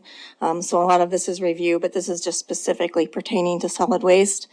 We do have $420,000 for those federally required landfill closure and post-closure costs to fund the trust. We have a solid waste master plan in the budget for $110,000. A large portion of the vehicle parts and labor increase that we showed during the budget presentation actually pertained to solid waste. So $735,000 for that. And then we also had about $387,000 of those city cost allocations and liability insurance increases that pertain to solid waste. And then we also had 10 solid waste trucks to replace for about $4.2 million. And the increase there really is in the inflation. We used to be able to very recently replace a truck for about $330,000 to $350,000, and now it's $418,000. So huge increase there. And of course, the last thing is in our inflation, which for solid waste is largely in that material cost index number. So what we're proposing for FY25 collection fees is a 4.3% increase for residential collection, and then a 4.2% for commercial, and a 6% increase for roll-off. So for the average residential homeowner who has a 96-gallon container, right now they pay $13.90 per month. That would go up by 60 cents to $14.50. I do have what the actual cost of service is on that table up at the top right, just because we like to be transparent in what the cost of service is compared to what we're charging. For those that were on council previously, you'll recall that council deliberately wanted to subsidize these rates with that outside city landfill rates. So that's why we're subsidizing there. It comes to 25% of our cost of service is subsidized. So the $14.50 fee for FY25 still puts us at the bottom, just below Helena, and then well below some of these other entities that we survey. For landfill fees, we are proposing a 6.9% increase across the board. It's still set the same way as council set a few years ago, where the outside Billings rate is set at 1.5 times the Billings rate, and then the out-of-state rate is twice what the Billings rate is. And for a landfill fee comparison, we are just a little bit over Bozeman at this point with the $27.80 for the Billings rate. And then the non-city and the out-of-state rates are kind of in that lower to mid-range. And it was very short, so I was just trying to help you through your night. But we do need to have a public hearing, and then we're recommending that you approve rates as proposed by staff. Very good, Jeff. I wouldn't feel too bad about ours being higher than Bozeman, because in Bozeman, you got to drive them to Idaho to drop your stuff off. The landfill is literally 30 miles, west of town. So, Councilmember Kennedy, you had something? Yes, I have a question. If you would put the slide back up that you had, what the costs were? No, the one before that. Okay. I see the landfill closure, the solid waste, the motor vehicle parts, cost allocation for rent and property, and replacement of waste trucks. You don't have anything to pay your staff that are out there all the time, garbage collecting and doing the work. Why aren't they in that figure? So it wasn't one of the biggest cost drivers, so we just didn't put it on this slide. There is nothing in the budget for actual cost of living increases due to union negotiations. We did, however, factor it into all of our cash flows. So the rate that we project that we need to cover those increases in salaries is in there. Okay. Mayor, just one comment. That was a point that really has bothered me. We saw all of these numbers during the budget hearing time. Didn't seem to be a real problem. We have the Teamsters that are up for contract negotiations this year. We're not talking about what we pay these drivers and that we're having problems getting drivers. And when garbage collection is held up, it does affect the people in my district. So I have a concern over that. So I will be voting no tonight. Okay. Any questions for Jennifer on facts here? Councilmember Neese? Thank you, Mayor. Jennifer, thank you for responding to my email on the information I asked you about. I did want to cover, if you could address a couple of things, because it appears to me that even though I'm seeing them, the city is doing a pretty good job of overflow containers. We used to have them rampant everywhere. Would you like to address that on the overflow? And then the other thing, if you don't mind, is you had the the missed pickup fee. I think it was, you're only charging $44.50, similar to what Councilman Kennedy's talking about is the labor, but there's also fuel costs, time, lost opportunities. And I just feel that $44.50 fee, it just doesn't cover what it really is costing the city overall to go out, and I think you said for a 40-minute drive. Is there, you mentioned a possibility of increasing that. Is that something that you can kind of talk about those two things for now? Thank you. Sure. As far as the first one was the overflow, correct? Yes, the overflow. Okay. So as council probably remembers from last year, we did put some things in the ordinance about that we were not going to collect those overflowed containers anymore. Causes all kinds of problems for our drivers. They end up trying to lift those containers, garbage falls out, and then they have to clean it up. So what we did was we started an education campaign this year, and then we gave people a couple months to get used to all the changes that we had put forth. Then we started tagging people for those overflowed containers. We tracked those. We gave 2 tags basically for, no penalty. You still picked them up. And then on the third one, we did not pick them up. I think on my street, I've seen just about every neighbor overfill the container and then not get picked up after a few times, and they don't do it again. So, and that's really what we're seeing throughout the city is those tags have gone down significantly as we go along. Let me interrupt you. Sorry, let me interrupt you there before we move on the other one. My thought was, if this continues to be a problem, to look at adding an overflow fee. Now, I believe that probably would have to take an ordinance change too, because I don't think there's a fee or fine section in there. But if it's not, can you address that if we continue to see a problem? Because if there is an overflow problem, then that's taking a lot of staff time. The drivers may have to go back. What happens if they do have to go back? What kind of charges are they seeing? Instead of waiting for the full week, what kind of penalties are being assessed for people who are overflowing their garbage like that? So Councilmember Neese, that is something that would absolutely be up to council's discretion to do. We don't have every rate in the ordinance, so it could be done in the resolution. We do have a way to implement those fees, like I said, in the field with the new software that we're going to be having. So definitely could work. And what would happen at that point is we would still pick it up and issue that charge, which would save some staff time in not having to do those go-backs. Okay, I appreciate that, and maybe not in this resolution, but if you see that problem still continuing after it's happening, we can always modify the resolution mid-year and implement something like that going forward. Is that correct? Correct. Okay, thank you. If you wouldn't mind answering my other question now, thank you. So I believe your question was on the dry run fee, is that what? The dry run fees, Okay, correct. and I think it's $53, is that, I don't have it in front of me, but from memory. Oh, yes, you're right, it's $53. So, like I explained in the email, the $53 covers the cost of about a 40-minute round trip. So if we do, and that is everything. It is our salaries, our benefits, as well as overhead. We do full cost recovery. But if there is a situation where you might have in some parts of the city a 30-minute drive round trip, or an hour round trip, then it's not covering those costs. So that cost could go up if council desired.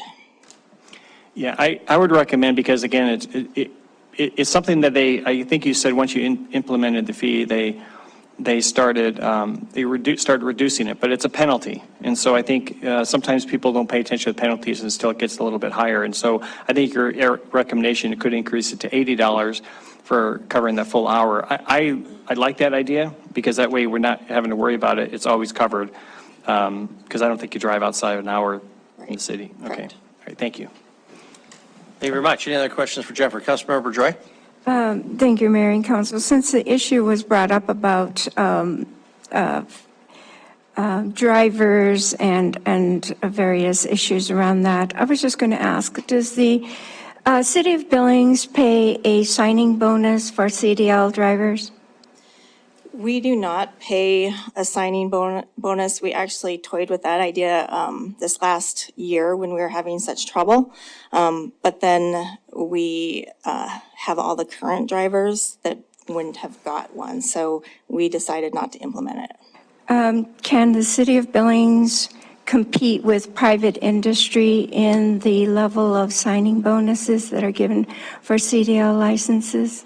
I do know of one business that has a $10,000 signing bonus.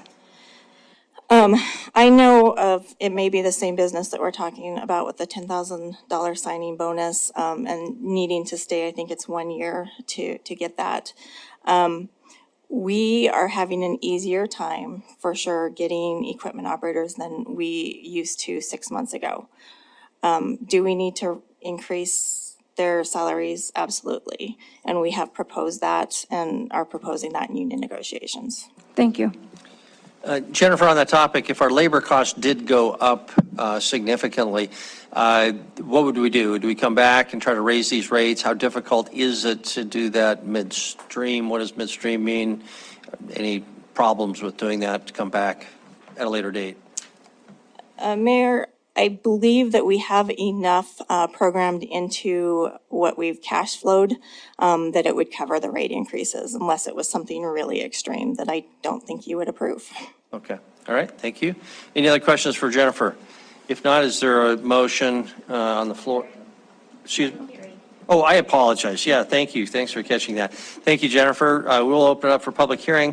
This is an opportunity. If you'd like to comment on the proposed solid waste collection fee changes, please come to the podium. Is there any public comment on item number 2? Any public comment on item number 2? No one is coming forward. No one's online, so we will close public comment period. And now, Councilmember Shaw. Having conducted a public hearing, considered written and spoken public testimony, I move to approve a resolution adopting solid waste collection, disposal, and landfill fees for fiscal year 2025 as recommended by staff. Thank you. Second by Councilmember Gulick. Any discussion? Would either you like to speak to your motion? Councilmember Gillick? Just real quick, I do appreciate efforts that Public Works has taken solid waste in terms of extending their landfill with the cardboard recycling and composting programs. I know that, they're not perfect yet, but we have a start. Now we have something we can tweak, and so appreciate those efforts. Thank you, Councilmember Neese. Did you want to address the motion?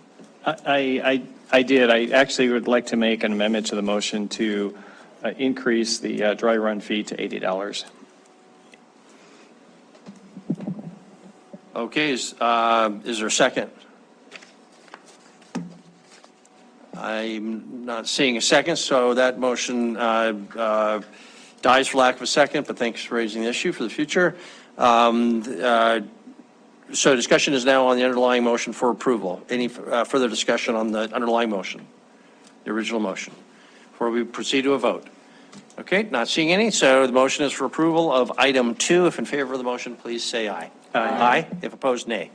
Motion passes with the exception of Councilmember Kennedy voting in opposition. Concludes that item. Item number 3. Denise, would you read item number 3?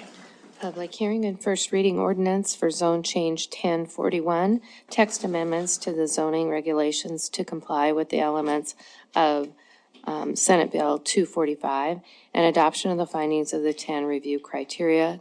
Zoning Commission recommends approval. Thank you very much. Our zoning coordinator, Nicole Cromwell, is bringing up the PowerPoint.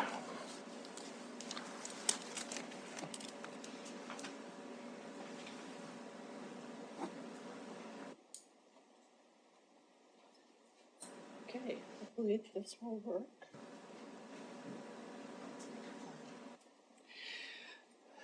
Good evening, City Council, Mayor. This is a zone change that was initiated by you in April. In 2023, the legislature was very active in the field of land use and housing and trying to remove barriers to housing production across the state. One of those bills, Senate Bill 245, was passed and signed by the governor that cities of this size or larger has to allow by right multi-unit development in all commercial and mixed-use zones, and further restricts the required off-street parking for such uses in those zone districts. We drafted an amendment to our local code.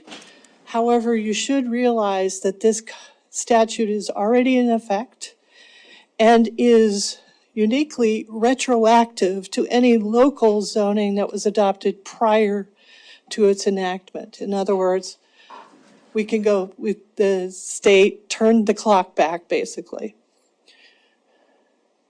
So the intent was to increase the available land area for multifamily development in cities without having to have a parcel in a multifamily zone. Prior to our rewrite of the zoning code for the city of Billings, all of our commercial zone districts allowed multifamily or multi-unit development by right. During our rewrite of the code, we found that was a little unpredictable, particularly in zone districts like highway commercial. And we didn't allow multi-unit development in our residential professional zones at the time. So when we refined those districts in 2020 and 2021, we said, if you're going to do multi-unit in these mixed-use zones, you're going to have to do a ground floor non-residential use on the front of the property. You could do residential on the second floor or residential behind the front facade commercial. This undoes that. It doesn't mean that we'll have no mixed use in mixed use zone districts. It just gives another opportunity for those developments to happen in those zone districts. So it requires the use by right in all commercial and mixed use districts and limits the requirement for off-street parking. That's another issue that the legislature took up. And they said in this law that you can only require one off-street parking space for each dwelling unit in these zone districts. And because our parking code regulates by use and not by zone district, we've made that change apply to all multi-unit developments and made a few other corrections to that parking code section. Senate Bill 245 is not part of the ongoing lawsuit that's challenging other land use laws that the legislature adopted and the governor signed. That is happening in Gallatin County in District Court 18. So the Zoning Commission recommends approval of the zone change. We found that it meets our growth policy, our infill policy, our West Billings plan, our Heights plan, our North Park plan, basically allowing this use in those zone districts where they already exist, that are already prepared for more intense land uses, can handle that additional use for residential. So we made several changes throughout the code that are interrelated. Uses, district descriptions, the parking code, removing language requiring commercial on ground floor. So these are all interrelated and woven into the code. We already have the definitions in the code for this use, so we didn't have to go that far. So specifically in sections 27,400 on commercial and mixed use zones and 27,900 on the East Billings urban renewal commercial and mixed use zones, we clarified that language so that there was no implied ground floor commercial use requirement. And so that affected the central business district zone, the commercial mixed use or corridor mixed use zones 1 and 2, neighborhood mixed use, eBird, Railspur Village, and 13th Street, Main Street. We also revised the use table to include the multi-unit choice of 5 units per structure, whereas right now we have 3 to 4, 1 to 2, and then 5 or more. We had to create a new row that's specifically for 5 dwelling unit, which is the description of a multi-unit structure in SB 245. So we made those adjustments in there so that it was clear, and indicates where each district, where those residential uses are allowed by right. I'm sorry for the small font on the screen. Highlighted in yellow are all those different changes to the use table on what we call household living, which is residential use. And you see where we changed the table to describe and add in that row for 5 dwelling units. Here's the use standards section in 271003 that we eliminated number 1 entirely and then renumbered the rest of the section. And then revised the off-street parking code to eliminate the guest parking requirement and the assigned space requirement to make it so that it's 1 parking space per dwelling unit as a minimum, and then include that in a mixed-use structure, and then made a correction to the accessory dwelling unit reference. It's in the, it had the wrong code section referred to there, so we just took the opportunity to make that correction in here. I will note that I have not seen many new multi-unit developments or redevelopments that provide only 1 off-street parking space per unit. Many times a developer, based on their known market, will provide more than that, sometimes 1.8 or even 2 parking spaces, depending on the developer's desire for off-street parking for their residents. But some would probably just do the 1 based on their market, which sometimes accommodates people who are past the age of safe driving or are disabled and can't drive. So they don't have as much parking demand for their residents. And that is the sum and total of my presentation on this. And I'd be happy to take any of your questions. Very good. Thank you, Nicole. This is not the first time we've seen these, so do we have I believe I additional was questions? here at a work session with you in April. Yes, thank you. So questions, Councilmember Boyette? Thank you, Mayor. So the state legislature is telling us that we need to do this, correct? Yes, the state legislature passed a law, the governor signed it, it's already in effect. So if someone came into our office and submitted a building permit in a corridor mixed-use 1 district for a multi-unit development with no commercial ground floor, we would just apply the state law. Okay, but my question then is, there's no reason for us to debate this if it's already a done deal, right? Right, except we have a process to change But local code. but it doesn't serve any purpose if it's already a done deal. Thank you. Councilmember Neese. Thank you, Mayor. Nicole, just to reiterate what Boyette, Mr. Councilmember, or Deputy Mayor Boyette said, is yes, we have to do this as our process, but this was our elected officials in the state that actually took away our local control, because we just went through a recode not too many years ago and spent 3 years, hundreds of women hours on this, getting this done. We just chose what we wanted, and now they've taken that control and are telling us how to develop the land use or provide the land use in our city. And so we have no choice but to pass this. Is that, other than one correction you made, everything in here is changed because the state legislature told the city of Billings we had to do this? Basically, yes. Thank you. How we implement it and what words we put in our code is up to us. Thank you. Very good. Anything else for Nicole? Okay, thank you, Nicole. This is a public hearing, so this is an opportunity for anybody who'd like to be heard on item number 3, these proposed changes to our zoning code. If anybody would like to be heard on item number 3, please come to the podium.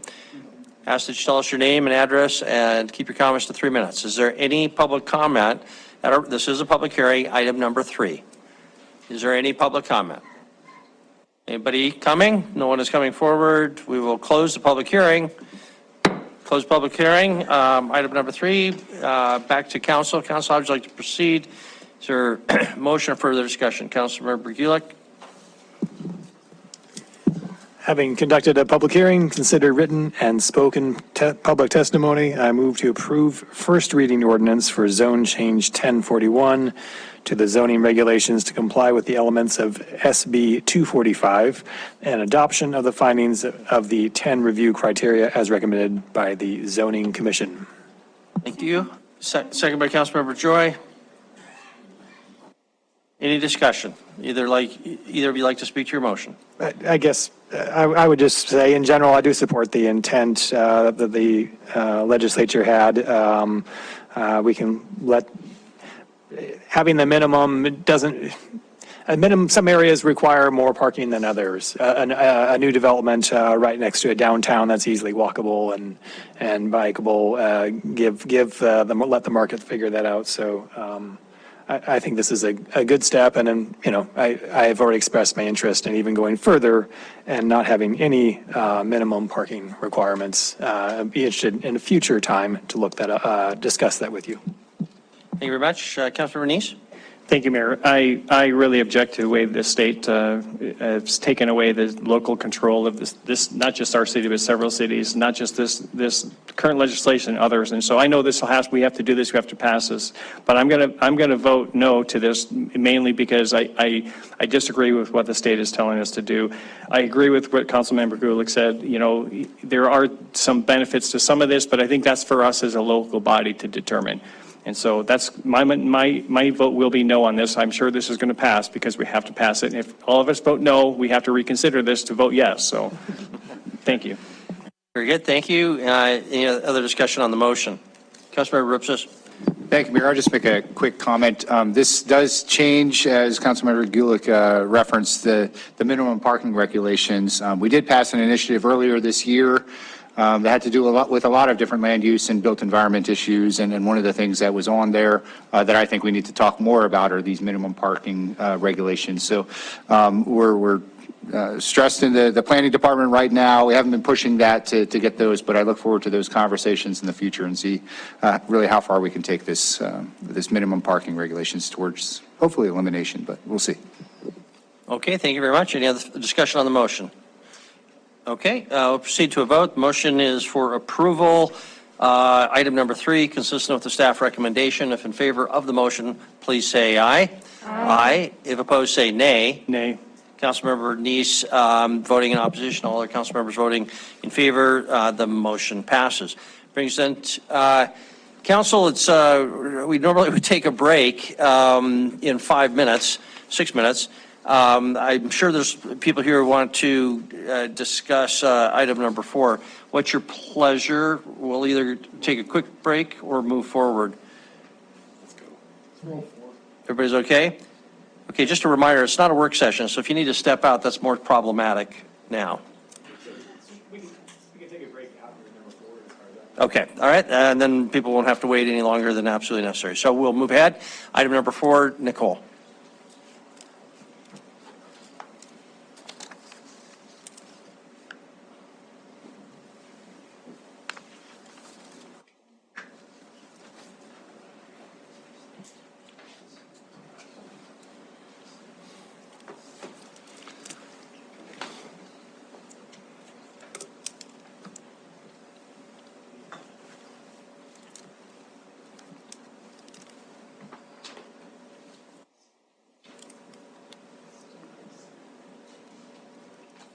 Okay, this is zone change 1047 for parts of Copper Ridge 7th and 8th filings.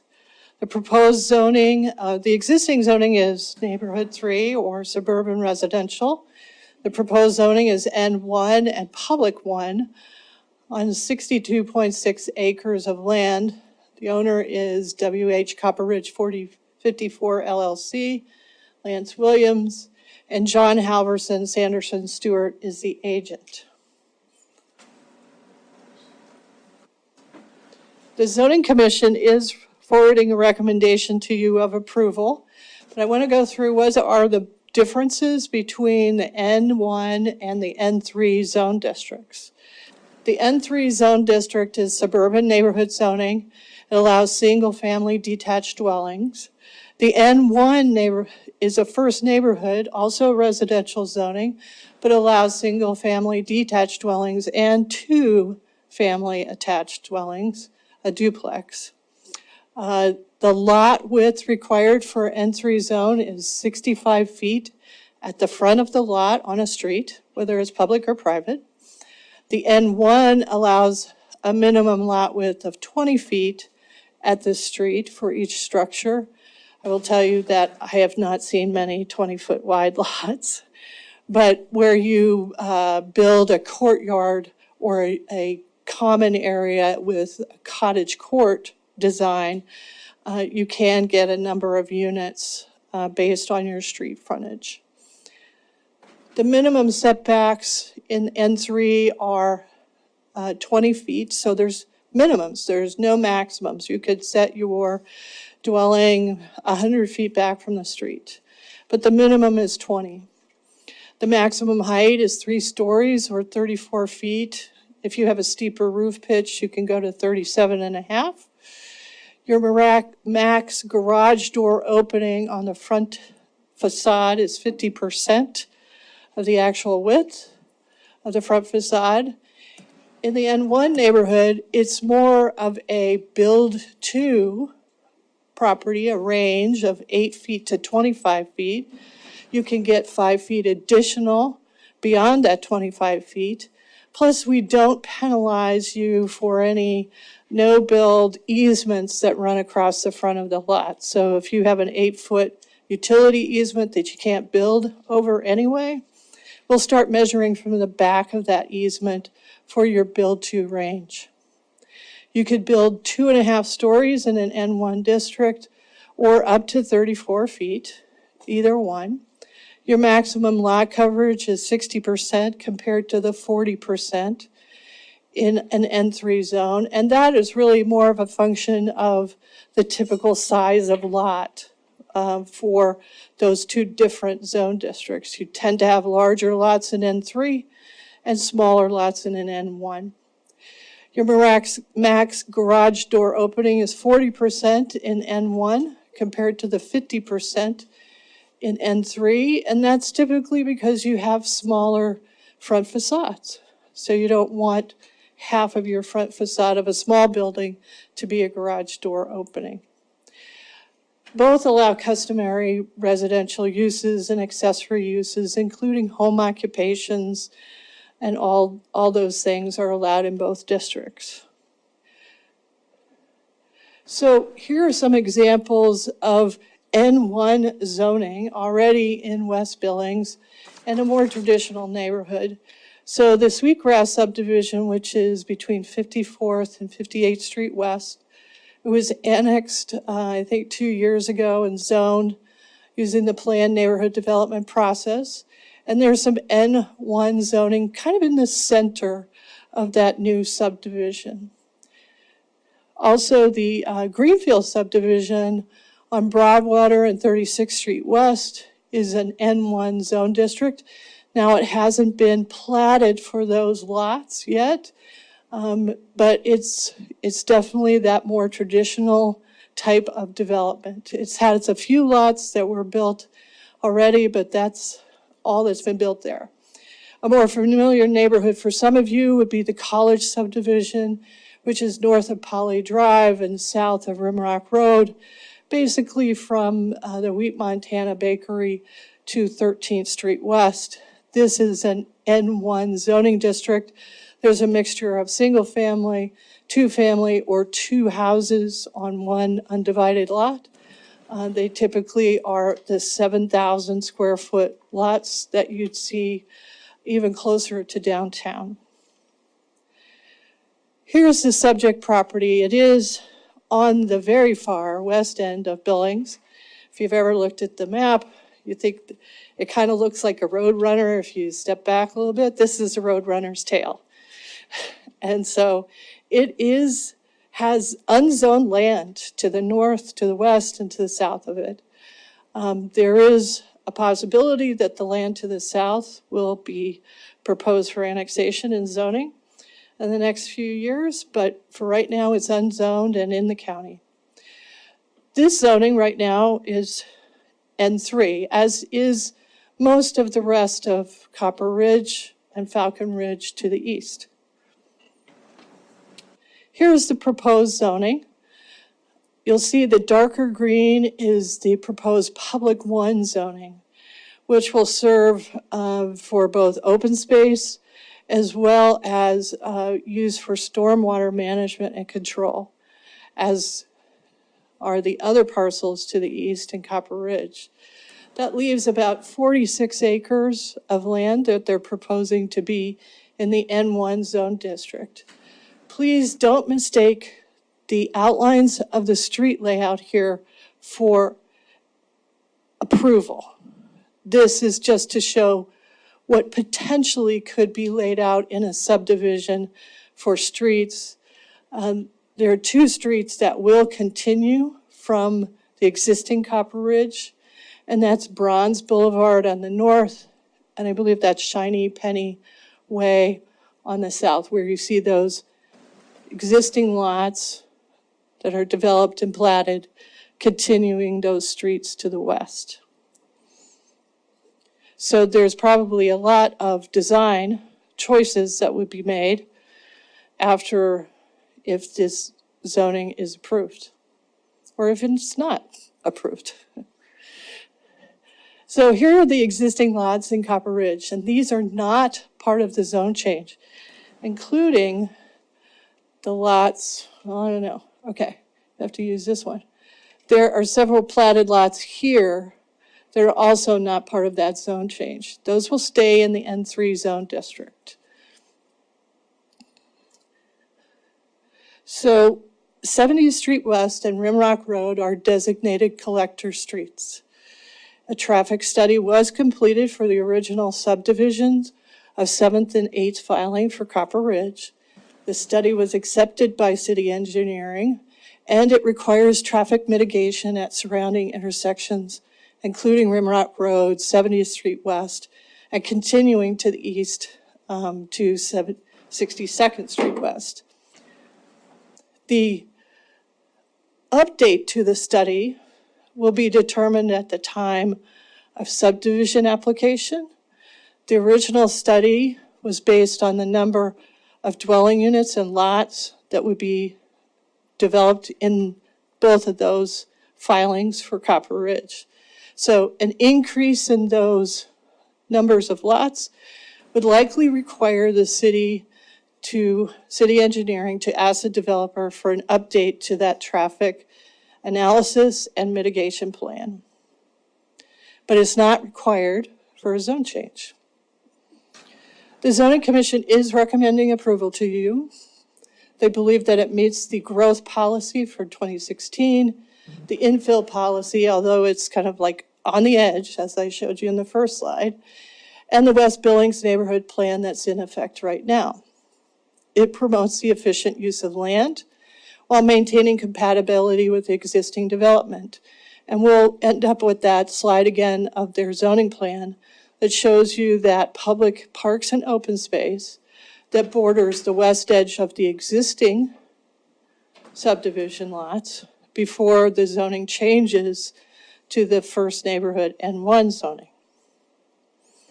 It provides a mix of housing types and lot sizes to meet the demands of the market. And as I said, prior traffic impact analysis was done, and any changes would be a result of the final number of lots or dwelling units in that new subdivision. They were planned for 378 lots in the original, and 162 have already been platted and will be built on or are already built on. So that leaves 216 lots. And I believe the proposal, if we go back to the map again, is for 300 lots. So more than 216. Here's a subject property viewing north and west from basically the end of the built section of Rimrock Road at 70th Street West. If you're looking north and east to Copper View Way from that same location. And then if you turn south and you look down 70th Street West.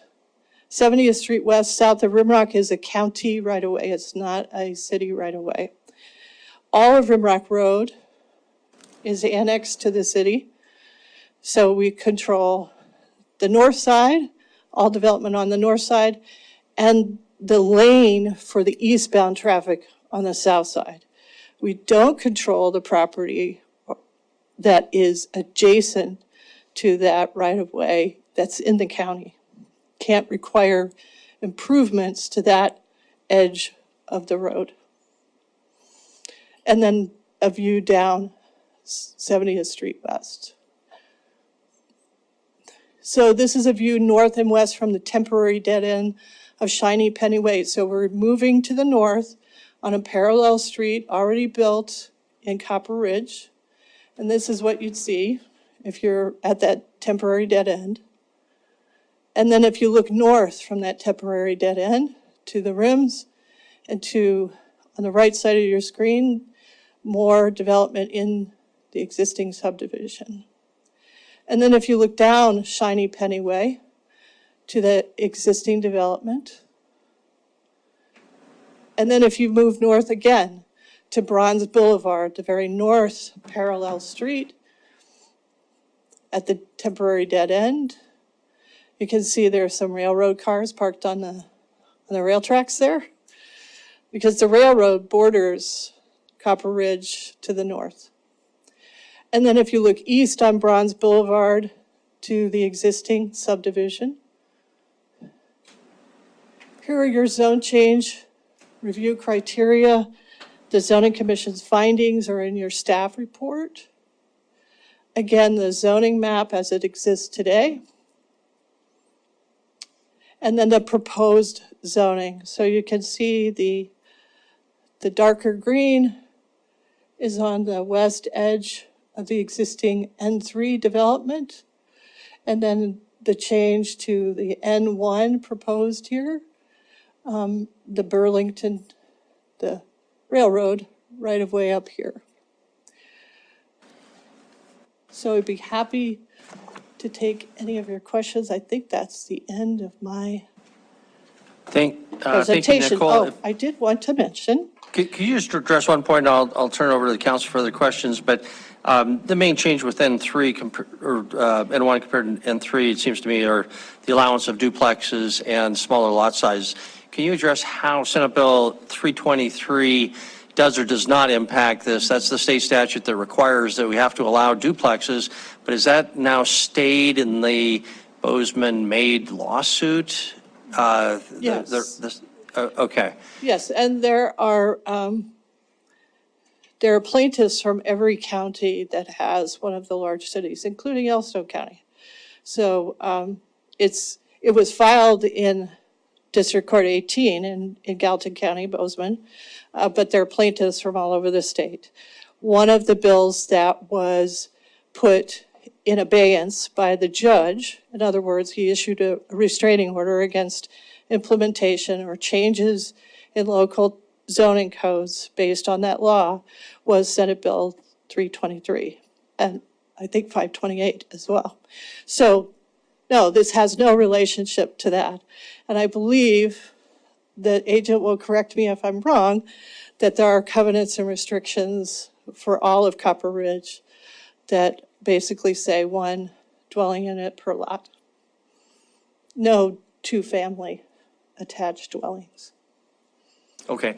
You said it doesn't relate, but doesn't, if that injunction, which was only a preliminary injunction, were lifted, wouldn't the, except for the issue of covenants, which would supersede the state law, Yes. but the state law would otherwise require us to allow duplexes if that injunction were lifted on this, right? But Okay. I have no expectation that it would be.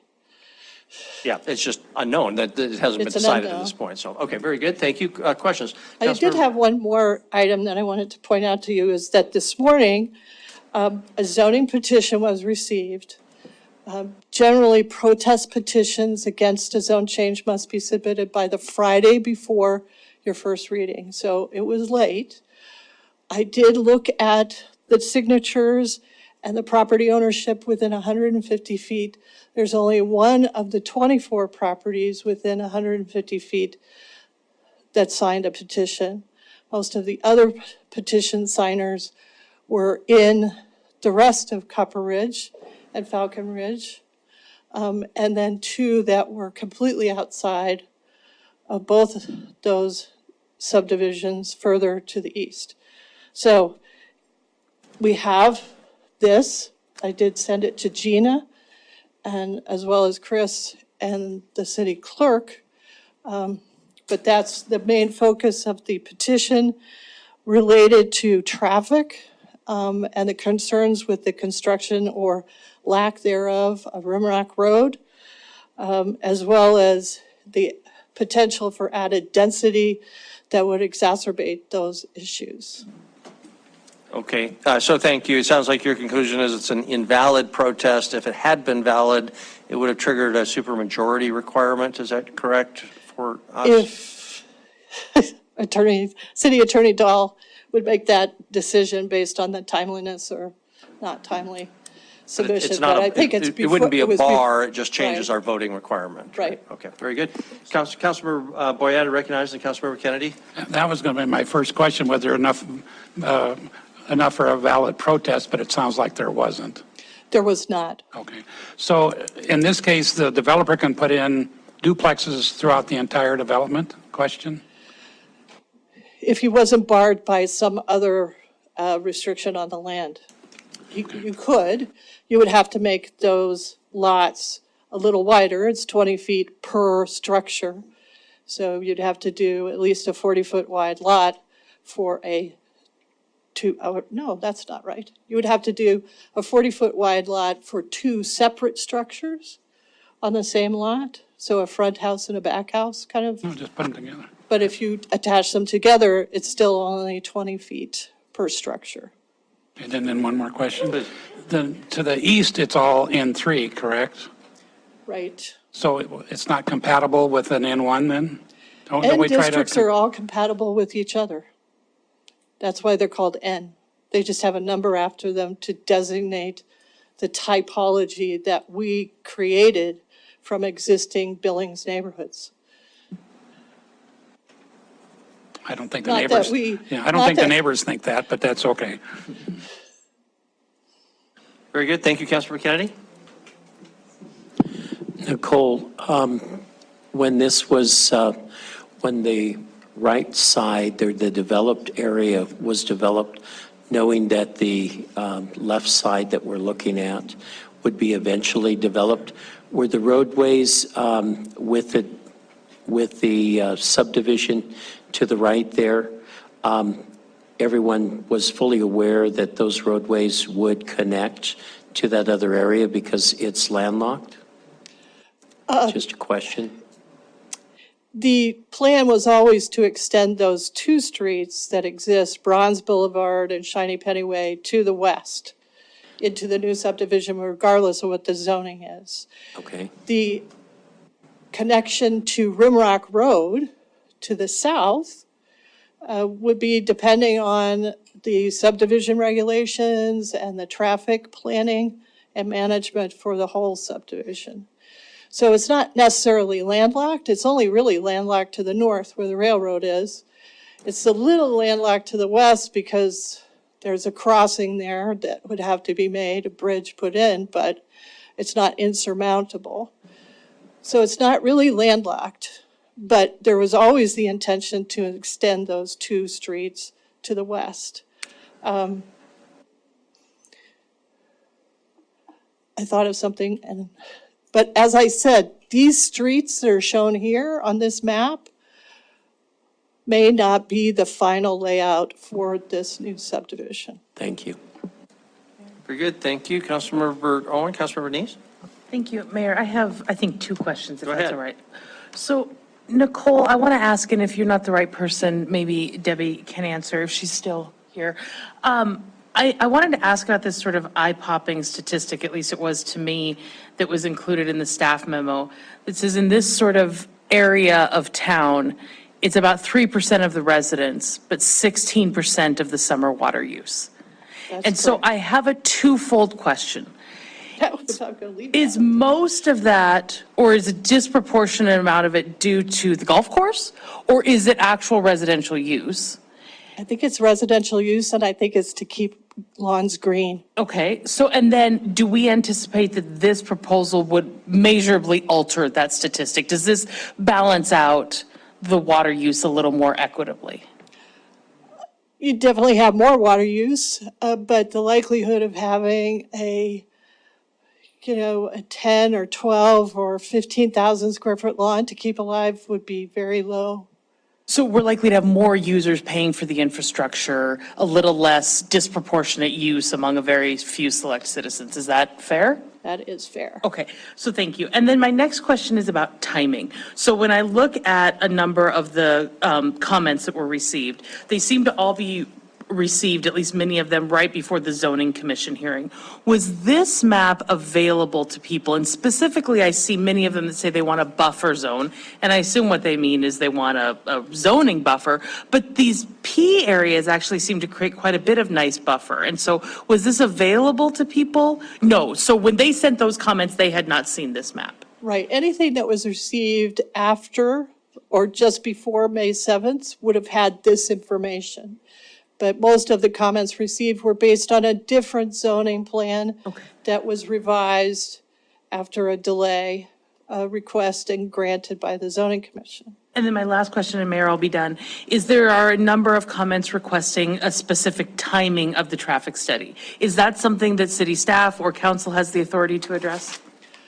Generally, we don't have conditions of approval for zone changes, but I will tell you that anytime a subdivision comes through, city engineering and city planning say, okay, what was before, what's already been submitted, does this match? If it doesn't match, we say, okay, as part of your final plat, you need to submit and get a traffic management or mitigation plan in place. Thank you. Okay, thank you, Councilmember Neese. Thank you, Mayor. Nicole, I just want to clarify a couple of things I thought I heard you say. So 300 homes, but you mentioned that they have a covenant that only allows single-family homes.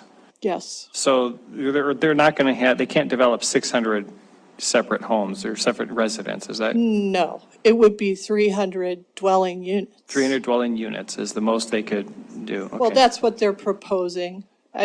Some creative designer could come up with more. Maybe one or two extra lots or something like that. Right. Yeah. Okay. And prior to the recode that came out that changed it to N3, this was an R50. That's correct. So it was really designed for smaller lots to begin with in this particular area. Is that? Do I understand that? That's correct. The R5 allowed more lot coverage. It allowed single-family homes on 5,000 square foot lots and two-family homes on 8,000 square foot lots. So Okay. it roughly pencils out to about 7 to 8 units per acre. So at an R50 zone, you could probably on 46 acres get 7 times 46, like 350 to 400 units on 46 acres under the old zoning. So you could have gotten more homes under the old recode? Okay, all right. And so that was the expectation at the time, that was R50, this was going to be a dense area anyway. Yeah. Okay, all right. The only other question or concern I have is about, and I don't know if we can do this during zoning or not, maybe it comes during the time of the pull permits for build, but this is like the outer edge of the town. And if you look at the map, I think it is the farthest out west. And so I talked to the fire chief, it's 7.5 minutes for them to get someone there. So they can't, it's kind of like living in the county. Don't expect someone to show up anytime soon. So how can we, at what point can we, if we're working on system development fees in the process, would something like a system development be applied to help pay for new fire stations, new police cars that have to now travel out that way? Do you have any indication? Probably not during zoning, but at what point? Well, the cost of service study, when it's complete, may inform you what it might cost. With the fire station at 54th Street, just north of Grand, I would hope that it would take less than 7.5 minutes to get here. But as you know, it's all one system, it's all connected. So when Fire Station 7 sends somebody out to the far end of the city, then the next station has to cover whatever other calls come into that same station. So it's kind of lots of moving parts. Yeah, I'm sorry, just trying to figure out later on, when it comes time, will there be time, if we had system development fees, we can start, once this starts developing, that's when those, and Chris, maybe you can answer that question.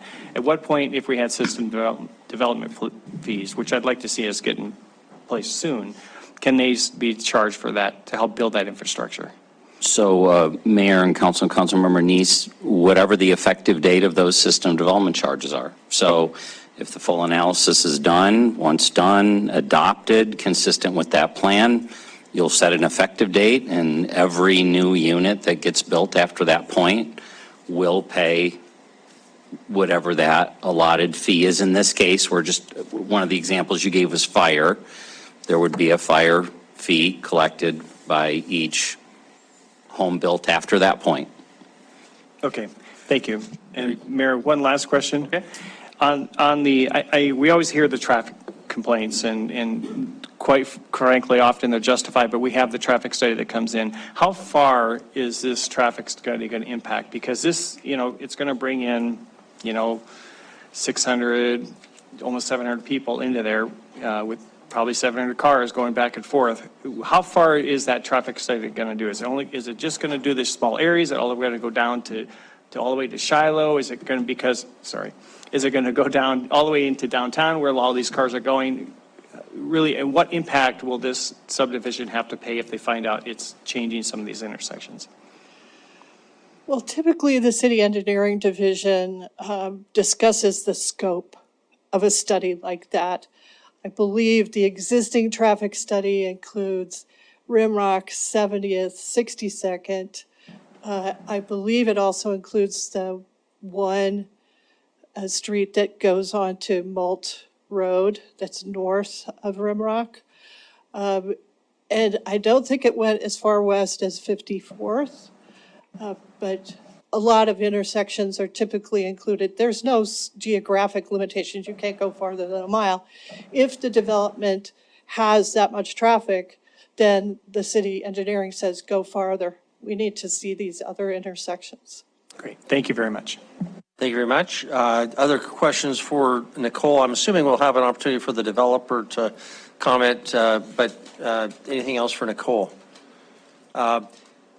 Nicole, if I ask you about schools, because that also pops up in here, and when it comes to the subdivision statutes, we're specifically prohibited from taking schools into account in approving subdivisions specifically. I don't know that that prohibition is in our zoning provisions, so it's a theoretical possibility. I suppose we could use that. And I guess that's just my question, is that a theoretical possibility when it comes to zoning, even though it's not? Because the reality is all the schools in the area are over capacity. Similarly with parks, we have no plans to build large regional parks anywhere west of Centennial, which would be 32nd and Central essentially, and that's probably a 15-minute drive from here. Right. So, but I think you nodded and said that we, in theory, could take the lack of school resources into account. Right. In theory, yes. But of course, you have 10 criteria. Each one needs to be weighed and balanced as a whole. I would be hesitant to say you should put the crux of your decision on school capacity. Okay, thank you. Anything else for Nicole before we ask the developer's representative to come forward? Okay, thank you. So, John Halverson, if you had any comments, John? I do. I have a whole presentation. How? You're going to love it. Is it a short presentation? Short presentation. It's a whole short presentation. And I think I can answer some of your questions that have already come up here. And I know one thing is cost, and that's an issue. If you can hit the likely price point for these properties, I'm sure that'll be of interest. Glad to. Oh, it's going to be frequent. Does this do it? No. Okay. Okay. Look at this, making progress. Okay, my name is John Halverson. I am a planner with Sanderson Stewart. We're out at 1300 North Trans-Tech Way, acting as agent of the applicant, Williams Homes, for Zone Change 1047 out there on Copper Ridge. Just going to talk about where we are in the process, where we have been with this application, what's in the context, what's in the application, how we meet the requirements, and then take any remaining questions. So back in January, we sent our original notice. We held our original neighborhood application. We submitted in February. We presented at the West End Neighborhood Task Force. We then went in March to the Zoning Commission and asked for a 60-day delay. Got that, went back, re-noticed, went back in the beginning of this month and got the recommendation for approval, and then we're here tonight. This is the area context. You can see our land, or my client's land, I guess, rather, out on the western, I call it a beak or a wedge. I haven't seen a lot of roadrunners, but so, I guess, anyway. So this is kind of what the area is. You can see we're just out past the intersection of 70th and Rimrock. And just in terms of the land uses that are out there already, right, we have a lot of P1, both developed and wild kind of land out there. We have an emerging commercial node that is zoned and planned for the intersection of 62nd and Rimrock there. That's just a hair over 1 mile from our site. and just a predominance of this kind of large lot N3 single-family zoning. This zoning, just by dint of the dimensional regulations of it, tends to produce a higher-end kind of luxury product that is, the predominant kind of housing out here. We do have some little slivers of housing choice in the area. Not enough, in my opinion. Obviously, we've got some N2, some N1, a little bit of NX1, and just a hair of NX2. And then you can see, so this is on the 25th of January. This is what we took to that neighborhood presentation. It's probably the least popular I've ever been. And you can see here we've got P1 and N1, and we've got some NX3 and some NX1. So yeah, heard from the neighbors, very strong opposition to any kind of multifamily land use out there. And so we revised it slightly. You can see that we took out that portion in the northeast corner there on Bronze Way. That's going to remain N3 in our current application as well. And we downzoned the point of the area there from NX3 to NX2. Then we went forward with that, submitted that, and went and then asked for a delay so that we could revise further. And this is what we came to, and this is what you'll be voting on today. There's N1 and P1. Those are the only two zones. You can see my math was a little different from Nicole's. So these numbers are back of the envelope based on the lot areas of other Copper Ridge filings, how much we might have expected to see in this area. We calculated that at 245, or just shy of 4 units per acre. You can see that we're netting, by my numbers, 55 units or so. By Nicole's numbers, about 84 units. But you can see a pretty modest increase in the density, somewhere just under or just over 1 additional unit per acre is what this zone change will yield. And just for a moment on the covenants it regulates a lot of things. And as far as I can tell, I'm not a lawyer. Lawyers are looking at it, but as far as I can tell, it does apply to this land. And it says single family use only. So even though N1 does allow by code for duplexes, under this covenants, we probably can't do that. And then as far as the minimum lot width, the covenants also requires an attached 2-car garage. So that really is going to drive the minimum lot width because, right, it's a 24, 25-foot wide garage with 5-foot setbacks on either side of it. 35 is the narrowest lot that would ever happen out here. And in all of our front-loaded lots on there, you can see that we would have to have the garage on the front, and that garage could only take up 40% of the lot of the building frontage. So that is what is that garage requirement is what's going to drive the requirement there. There's also a requirement that we have an almond colored vinyl fence. So that will also be happening. Then in terms of the P1, you can see of the 2 zones we have along the eastern edge of our zone change area, we've included this buffer, this green buffer that Councilmember Owens noticed there. That was intentionally included to further ease that transition from the N3 to the N1.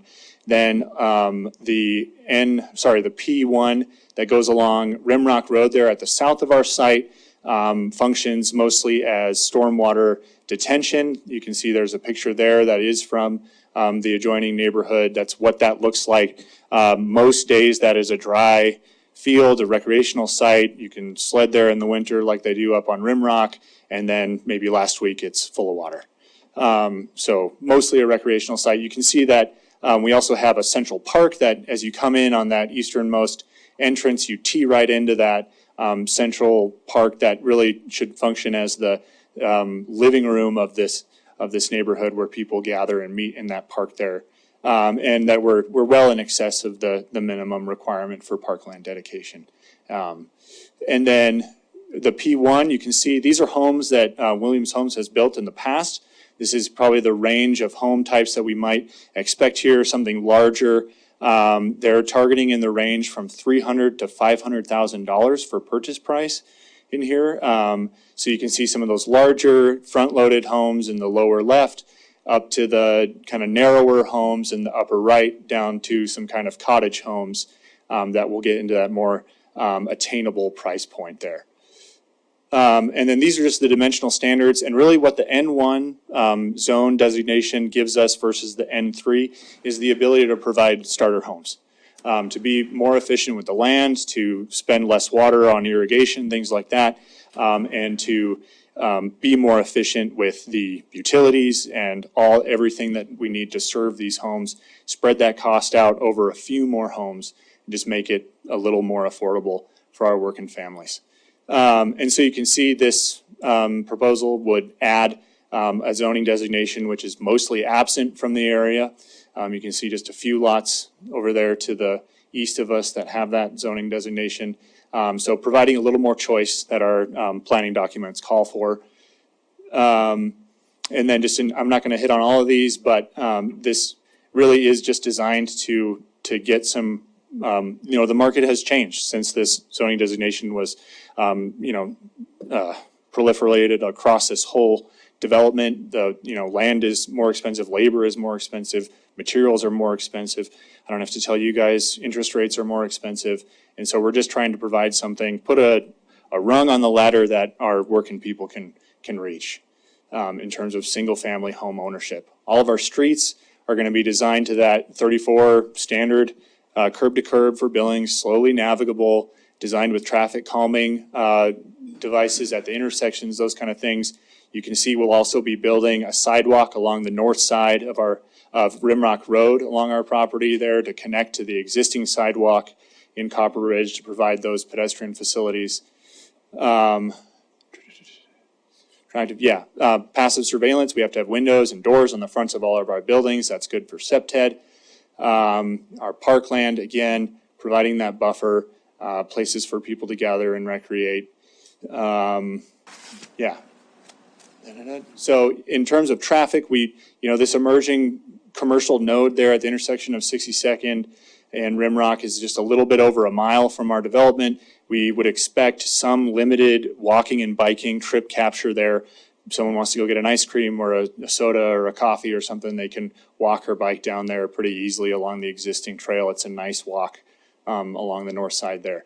And so this is a graph that just shows how few starter homes we've been building in Billings in the past decade. Something that we really, really sorely need is some entry-level homes. Those are homes under 1,400 square feet. And here they are, your friend and mine, the median household.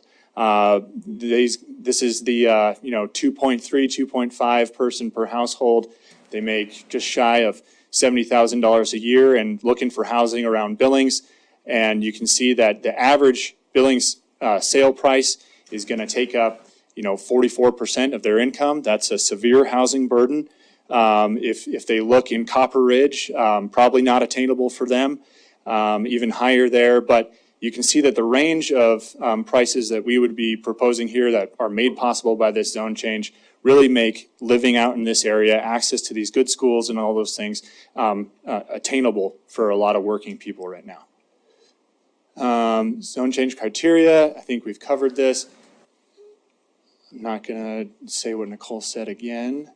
In terms of traffic, just because it is something that comes up so much, it is something that is addressed in the subdivision phase. During that subdivision, with engineering, they'll tell us what the impacts are, what the developer is required to pay for. You can see that there are already numerous capacity improvements planned for streets in the area. That intersection of 62nd and Rimrock is under construction now. Should be completed before, I would imagine, this gets built. Just numerous improvements in there to alleviate the traffic concerns and those congestion issues. In terms of schools, I would say that during subdivision, the school board does have a voice in that process, and it does say that that you can't reject it solely on the grounds of schools, but it can be a factor in the decision. So just a technicality there, but addressing traffic. And just in terms of preserving the value of this neighborhood, of this area, these are the kind of homes that Williams Homes builds. These are, high character, high quality, good quality construction. They have a proud track record of adding value to adjacent neighborhoods, and they're excited to do that again here.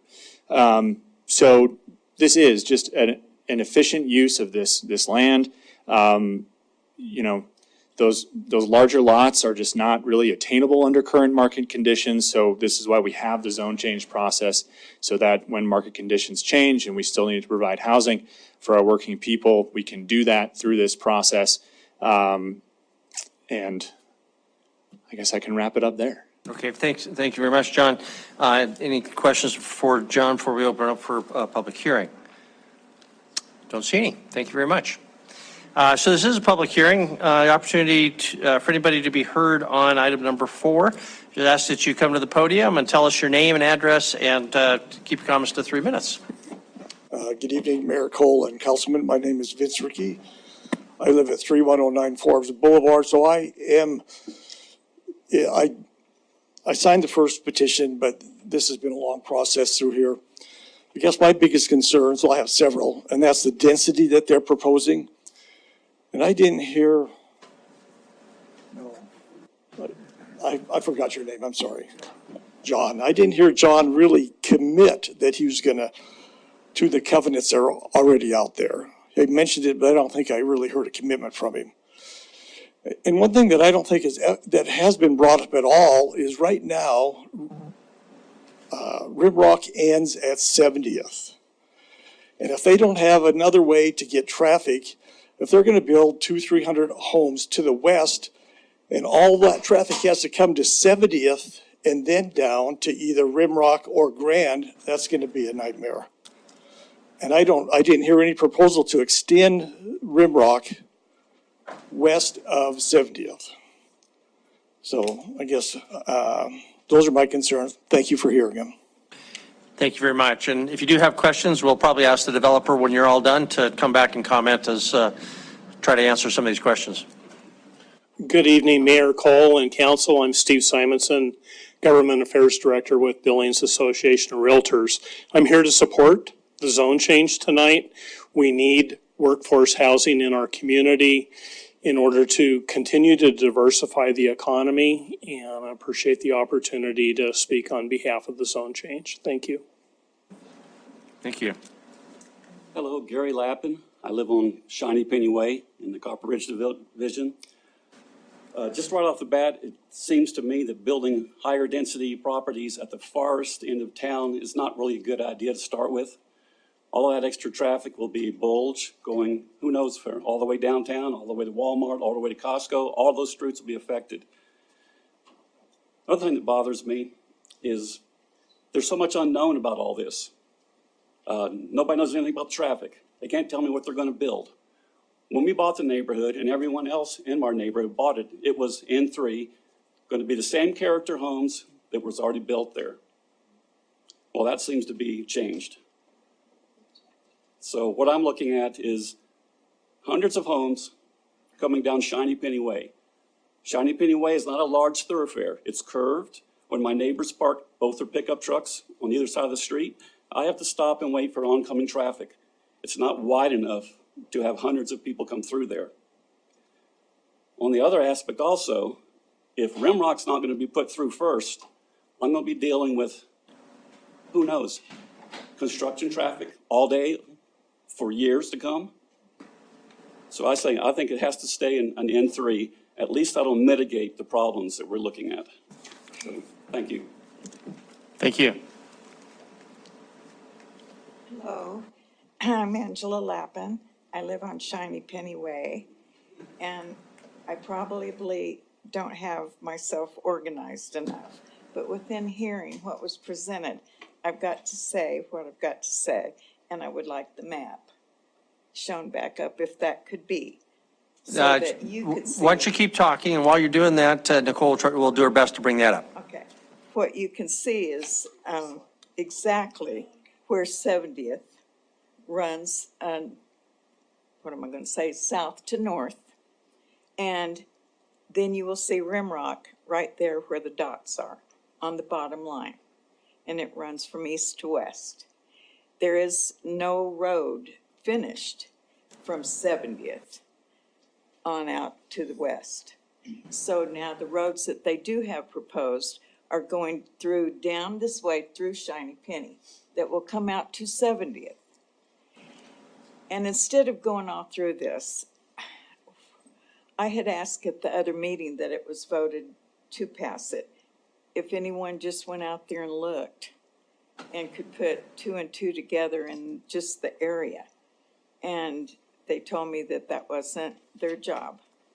Well, I would ask someone that has the job of voting on this to go look. Just go look. The Shiny Penny goes right through a neighborhood of kids. And it has been a quiet neighborhood up till now, but they're still building in this side. They haven't finished that, which has been over 2.5 years. Since we've been there, they've still been building. And it has got rezoned, I found out, from when we first bought to the lot size being, or the setbacks changed, the big story homes changed to those, and what was shown on the other map. And that wasn't what we had thought we were in. It got changed then. So Shiny Penny shouldn't go through, in my opinion. Someone can look. And the other one that goes across the top of the residential area. And it will, both of those are going to come out to 70. 70 now is the only one saying down the road there's a street. Doesn't take care of this whole section of people. And I have looked at, they have got to at least continue Rimrock, be responsible for that, and the exits from that, whatever they're proposing to stay in with the neighborhood, and just cut those off, because they're going to be all coming through. We've already had the construction go through Shiny Penny all the time for 2.5 years. And if that's what's proposed, then now we're on to 70th. There is not another way from the end of these houses over there to get into town. Here is Grand and 70th. And that's where you have to go, or Rimrock all the way to whatever streets you want to hit to get on down to wherever, Shiloh, Grand. And that's that. There are no schools. It's a quiet place. It's up against the railroad track. Very good. I think we've got that, and, yep, and we'll ask staff and the developer to comment on the timing of development of Rimrock as part of this process. And we didn't know that that other thing was going to be rearranged for a zoning. So that's what I've got to say. Thank you. Great, thank you. Next.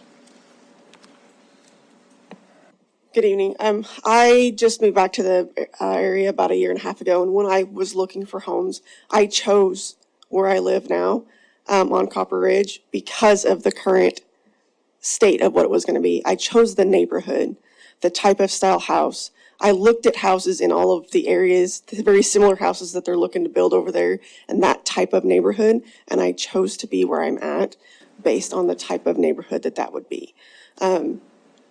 So based on that and the addition of the schools, stress to the schools for the extra 50+ houses that will be out there, is concerning to me. If it was gonna, I think that they can continue to use the buzzword, the affordable housing, but all of the houses that he showed you today are exactly the same price as the house that I purchased out there, so that it's not any more affordable than the houses that are currently out there. That's just more of them is all it is. They're narrower, they're taller, and there's more of them. And it just changes the consistency of the current homes that we already chose to live in.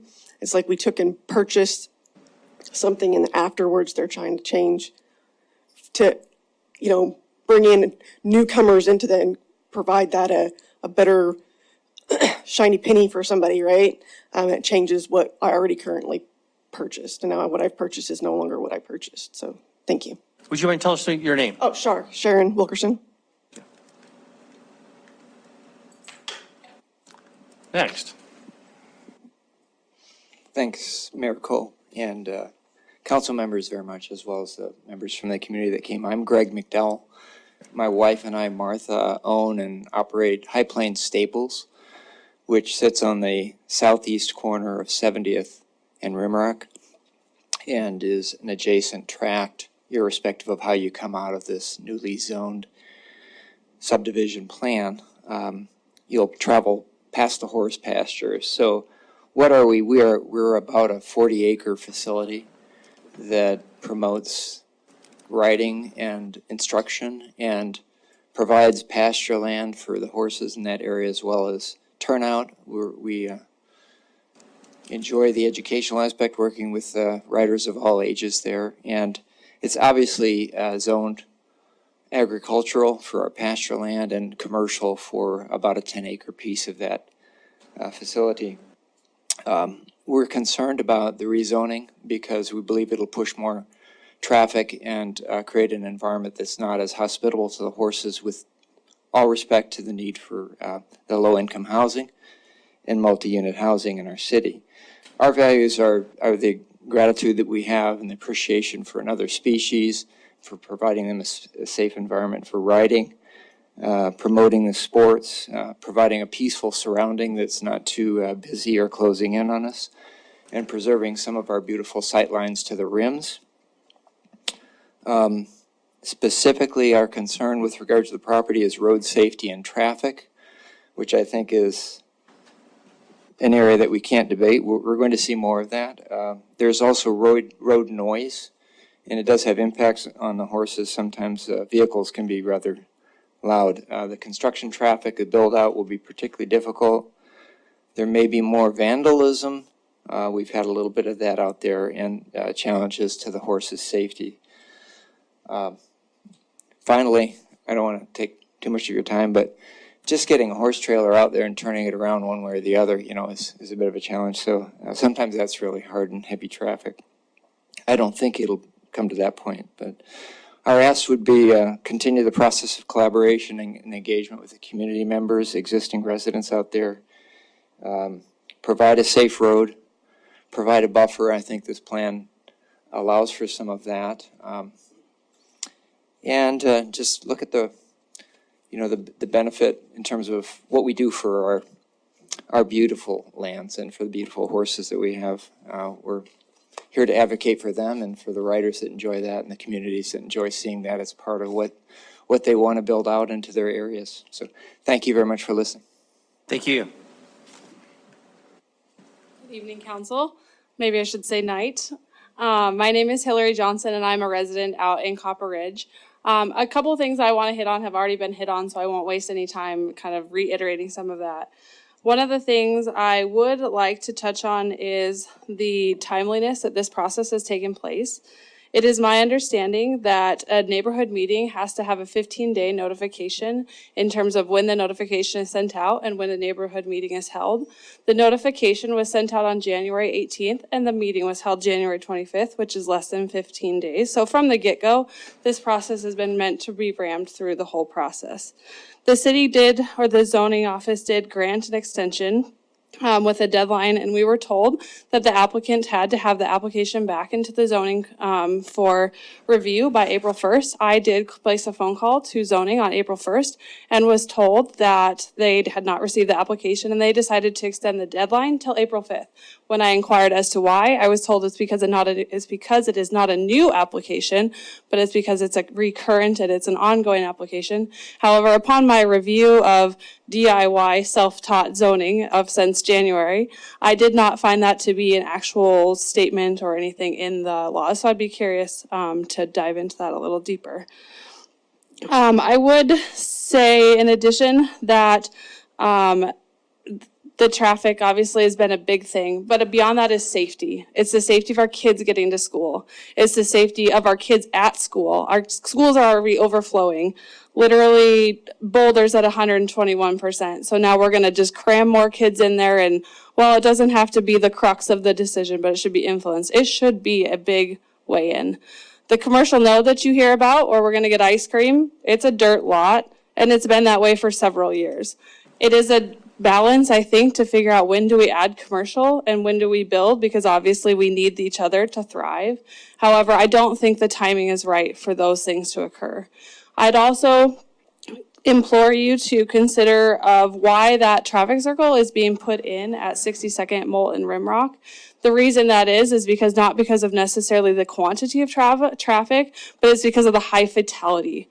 So again, we're back to safety. So we are putting in a traffic circle, which we think will fix the issue. However, we do not know that yet. The traffic circle is barely, it's overgoing and we're all taking the roundabouts. However, we've seen an increased risk of high speeds through neighborhoods where our children are playing. So again, we're back at safety.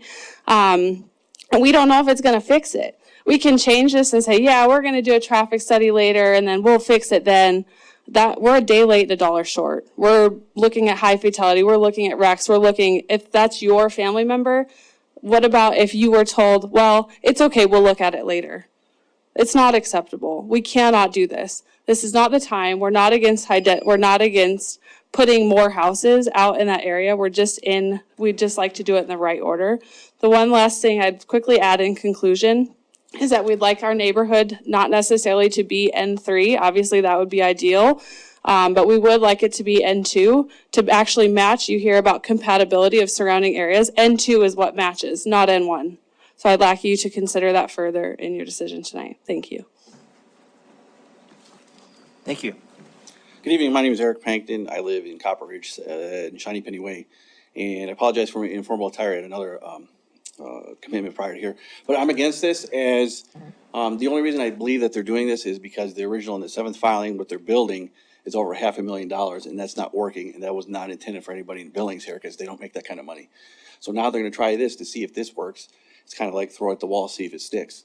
So when this doesn't work, what's next? So, and this is not a place for, especially in the wintertime where the plows don't get out that way. So it's 4x4 and all-wheel drive dependent, and nobody's going to be going to get a coffee or whatever at -20. You have half a foot of snow on the ground. So I'm against this, and like I say, this is an out-of-state builder. They don't have to live here. The people, the contractors, they don't have to live there. It's gotten frustrating where me and my wife were already discussing where to move out of the area here in a few years because it's intolerable. And thank you for your time. Thank you. Good evening, Mayor, members of the City Council. My name is Denise Smith, 3039 Forbes Boulevard. It's been a while since I've been in front of City Council, so I'm actually, believe it or not, a little nervous, but take it for what it is. I'm going to go through I had my whole talking points all mapped out, and everybody's pretty much hit it. I'll just reiterate some things since some of the people that are sitting back there that aren't coming up tonight. Your own packet discusses the overcrowding of the school system. I know that you don't have to take it into account, but Boulder, Bensteel, West High, they're all over capacity. We just had a school mill levy or bond, whatever, fail. When are we going to build a West End school further than West High? My alma mater, by the way. I agree we need to provide workhouse housing, but my question is, does it make sense for workforce housing to be on the furthest, most northwest corner of Billings when we don't currently have the infrastructure or the services being provided to that area? System development fees, you brought that up, Councilman. Thing about those get passed on to us, the homeowner. He's already done it with our other system development fees. So if you consider taking the impact on fire and police and putting system development fees into place, that comes to us. He's already on our parks system development fees, passed them on to us, and we pay those. So resources are already tight in that area. 7 minutes to get out to even where I live. It's 1 block in from 70th. My last question, and the developer's representative did bring it up, kind of address what my concerns are. I'm very well familiar when I worked at the Home Builders Association, I got to know all the subdivisions in the entire community, and I purposely chose this one based on what I wanted. I could have gone to Josephine Crossing for high density. I could have built downtown where I had been currently living. I chose this for the night skies and the, the quietness of the neighborhood and the fun seeing kids in the neighborhood playing in the middle of the street, playing kickball at night. I miss that from when I was a kid, and it's fun to see it, but I'm concerned about it with the increased density and our capability of having that.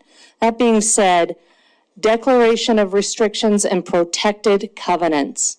That's what I bought. 7th and 8th filing, that's what I bought. And speaking with the developer at the time that owned it, I realize it's a free market. New guy comes in, but that's also what they had planned for the rest of the covenant or the rest of the subdivision at the time. And so the developer knew what he was buying, and I'd like to keep my neighborhood that I bought into. Thank you very much for your time. Thank you. Next. I'm Gary Rastad and live on Cove Creek Drive. I bought out in Copper Ridge because of the houses. I worked for a utility and I saw the cramped housing down in Josephine Crossing and Annandale. That's great, but if you put smaller houses, it's going to affect my price of my house, and I paid a pretty penny for it. And I don't want that. And traffic, it takes me in the morning, try to get out at 8 o'clock. You can't do it. Something needs to be done, and we don't need another 300 to 400 cars going down that road in the morning. Thank you. Thank you. Any other public comment? It's a public hearing. Any other public comment? No one's coming forward, so we'll close the public hearing. I suggested, told people we would ask staff to address any of the issues that they heard, and also the developer's representative if he'd like to. Nicole, specifically, there was the issue of the timing of the development of Rimrock to keep traffic from going down exclusively Shiny Penny and Bronze. And then also there was the issue of the notice, the timing of the notice of the neighborhood meeting and 15-day issue. At least those things came up that I remember. Okay, I can't tell you the exact timing of Rimrock Road. Perhaps Debbie can provide that information. But on the pre-application neighborhood meeting, a 7-day notice is required, and that's in section 271604. It says the mailed notice must be sent 7 days prior to the meeting, and the meeting must be held 7 days prior to the application. So there's a 2-week lead time minimum before a developer can actually submit an application for a zone change to our office. Revisions to applications that are in process after a delay has been granted, typically to afford procedural regularity. In other words, I basically have 8 to 10 days after the application deadline to put all the materials together, create a notice, and send the notice out to all the surrounding property owners. The applicant asked for additional time. It was definitely within that time period before I had to send the new notice to everyone within a quarter mile of this zone change. And so that information was provided procedurally correct and mailed to the surrounding property owners at the time it was meant to be mailed the following week. Okay, thank you very much. And then the Rimrock question. So phase 1 of Rimrock, which is 54th to 62nd, is in design this next year, starting July 1. Construction the following year, and then phase 2, which is Clearview to 54th, is 27 with construction in 28. And there's nothing programmed west of 62nd in this CIP. What's that? Unless there's a subdivision, yep. So can you address that question? Because we've already been told they would have to go through the subdivision process. It's obviously a major subdivision. We don't have a crystal ball, so you don't have the exact details, but 99 out of 100 subdivisions, what would be required on this issue of the development of adjacent collector like Rimrock? So the minimum requirement is building at least the half street. So they'll have to do the widening for their side, any kind of turn lanes, and then curb gutter adjacent sidewalk. So the developer would have to at least develop half of Rimrock as part of the subdivision process? Yes. Okay, very good. Debbie, while you're there, Councilmember Nice, you had a question on this? Yes, thank Okay, you, Mayor. Councilmember I had Nice. some questions regarding that, because I was looking at the area, and it does look like that Rimrock stops at 70th, but yet some of the subdivision is built, so they weren't required to build a portion of 70th, even though, and maybe this map is just not up to date, maybe they did build a portion of 70th, but, I'm sorry, Rimrock, a portion of Rimrock going west of 70th. So even though the subdivision that's currently built there, they're not required to build or develop that portion of 70th?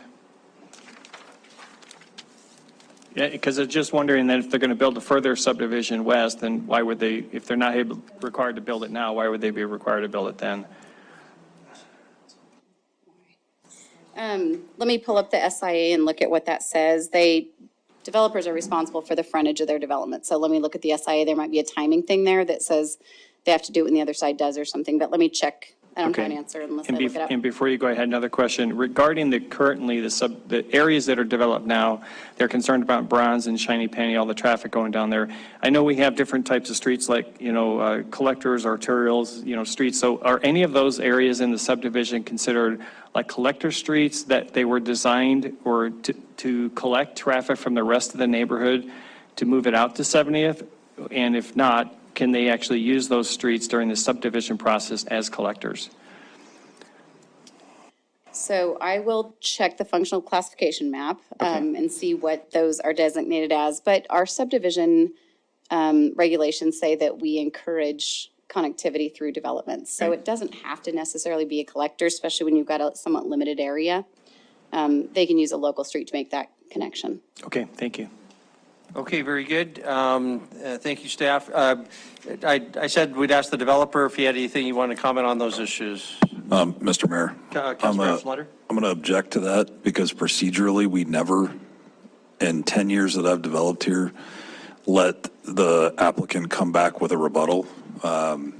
The applicant only comes back if asked questions, so procedurally, I'll object. Yeah, and I don't have any objection to that, and I think the procedural issues were addressed by staff, but if anybody else does have a question for the developer's representative is still here on those issues. So, okay, we've had the public hearing, council. It's back to you. How do you want to proceed? Are there further questions, or is there a motion? Councilmember Gulick. I'd like to make a motion, having conducted a public hearing, considered written and spoken public testimony, I move to approve first reading ordinance for zone change 1047 and adopt the findings of the 10 criteria as recommended by the zoning commission. Okay, a motion by, second by Councilman Ripsis. Councilor Gulick, Councilor Ripsis, do you want to speak to your motion? Okay, Councilor Ripsis, no. Okay, we're open for discussion. Councilmember Joy, Councilmember Nice.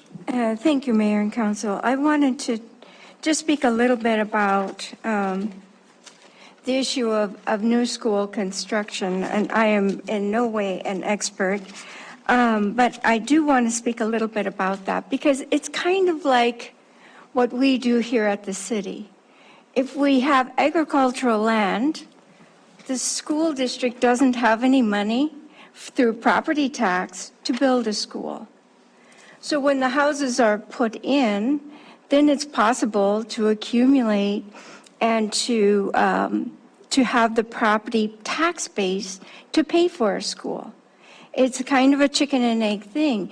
The school district doesn't build schools where there are no people. But once the people are there, there's always a lag or a period of time when there isn't a school before a school gets built.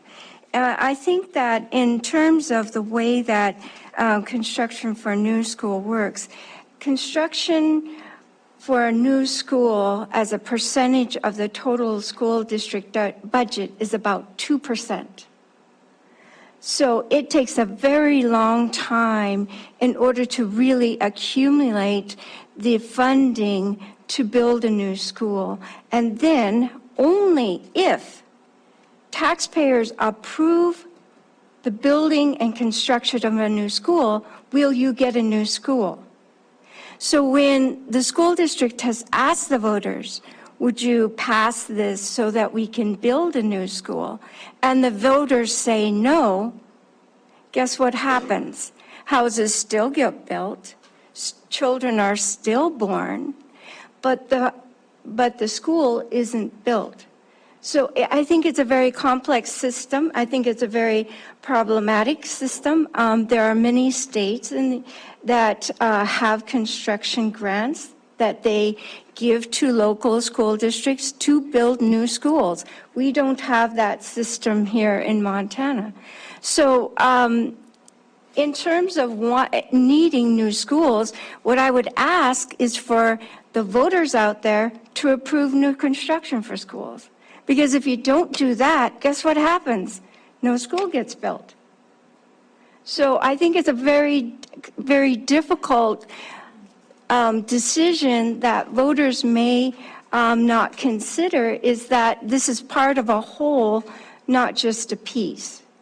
So if we don't want our children to go to crowded schools, we definitely need to vote for new school construction. And we need to be helpful in the process to create new schools, because otherwise, guess what? They aren't going to exist, and they certainly aren't going to be paid for by agricultural land. So that's just what I wanted to say, Very and good. not repeating. Thank you. You bet. Thank you. Councilmember Neese? Thank you, Mayor. Just wanted to see if Debbie got that information yet. No. Okay, well, let me ask you more fundamental. Maybe it had to be so specific. That this is going to be changing what their original SAA was, as I understand, because they're adding 84 more homes. So often minor changes don't require the SAA to be modified or changed. And so if maybe Rimrock doesn't have to be built later, is this considered a major change that they would have to come back and change their development agreement so that they have to maybe we can require them to build out Rimrock Road? Yes, in fact, the area on the screen here that's for the zone change has not yet been platted fully.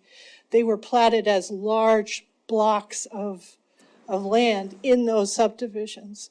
So any re-subdivision of those parcels, the large parcels into smaller ones, requires a new SIA, a new look, a new review by engineering, planning, fire, utilities, everybody. So we're going to see the next time we see this, if approved tonight, the next time we see this is as a preliminary plat?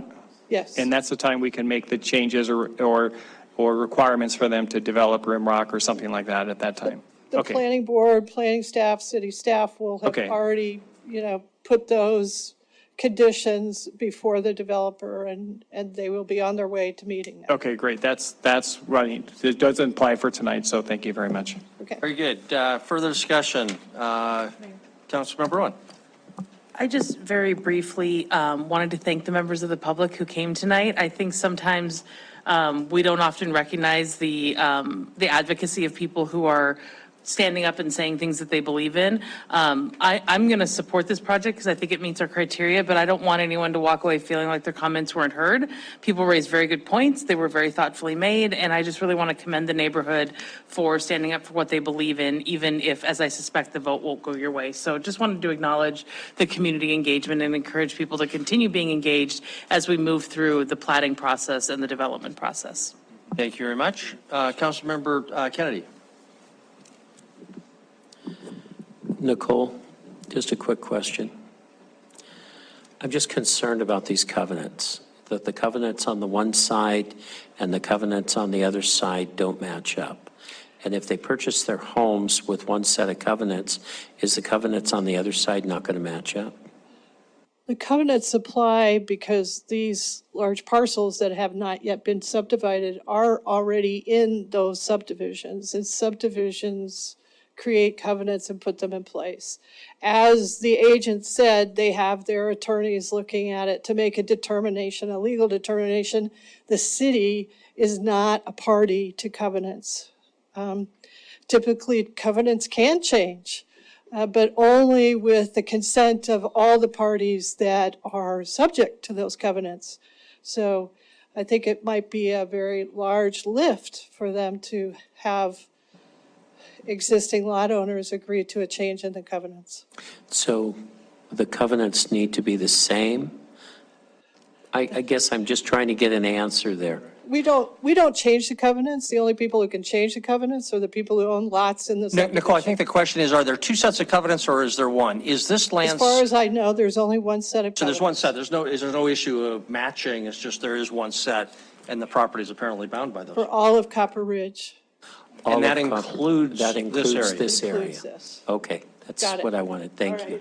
Although there may still be an interpretation, single-family home Right, since we are not a party. on one side of a duplex is arguably for a single family. So Right. that's why you have bad drafting sometime by lawyers. Okay, further discussion on the motion. Okay, are we ready for a vote? Okay, so the motion is for approval, consistent with staff recommendation. If in favor of the motion, please say aye. Aye. If opposed, say nay. Nay. Voting in opposition are council members Tidswell and Boyette. All other council members in favor, motion passes. Again, thank you, everybody who came out tonight. Council, let's take that break that we delayed. It's 8:44. We'll come back no later than 8:50.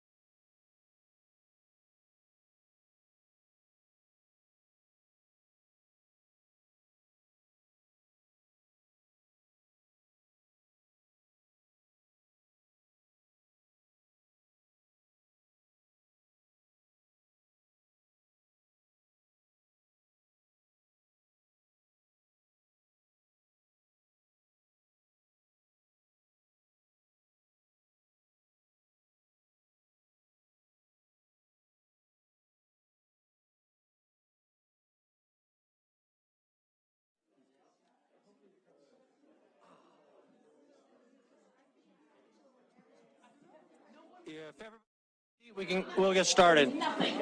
It's crickets out there. Yeah, I'm afraid like there's stretchers on the field or something. Like someone just tell me what the score is. 7 vacancies. Why is he in the game? Sorry. Yeah, it's Andy. I don't want to ask Andy in case they're winning because I can't have that energy.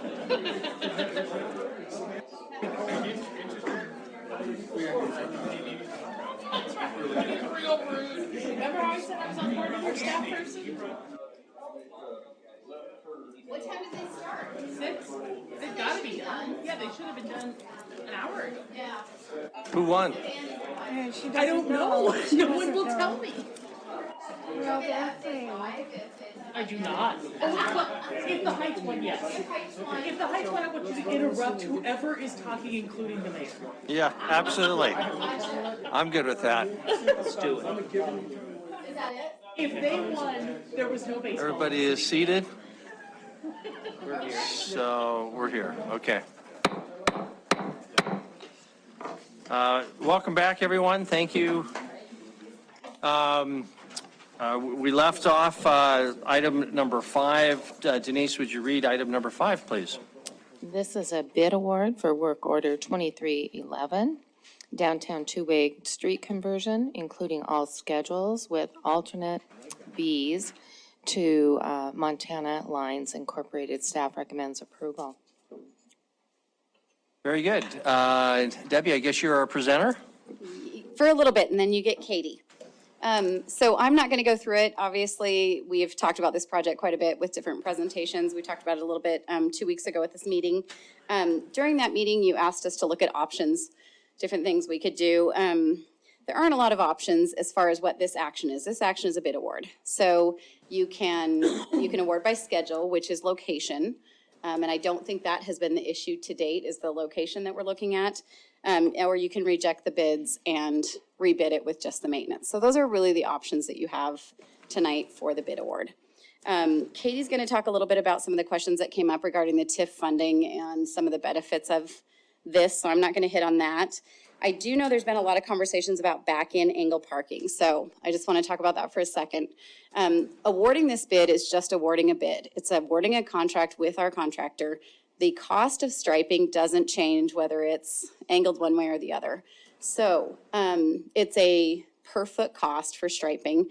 And so we have about a year before that striping is actually on the ground. So about a month ago or so, month and a half ago, downtown reached out to us and said that there was some concerns and passed along some of those concerns to us. We started looking at potential options, alternatives for the design that we have in place. We're not done with that yet because it really requires looking at the whole thing to see, okay, if we decide we're going to do front-end angle parking, does that mean we take off the bike lane on Second? Third has parallel parking, so, you know, that's a relatively safe thing. A lot of communities that we've talked to do not allow people to back into the bike lanes or back across those bike lanes. So that's where we really have to look at what does it mean if we're going to change that parking. We don't have an answer tonight, but we don't really need that. We can bring that back to you once we have a chance to really bring you the pros and cons, what it would look like, and be more intentional in that decision making. So tonight's award is simply an award. We can get our signals on order, we can get our mast arms on order, we can get all that stuff that has long lead times on order, and we have time to have a discussion about that parking, which I think is appropriate. So that's what I would ask tonight, is that we just get that awarded so we can get everything on order and have the conversation further down the road if the concern is the parking. And then Katie will address the rest.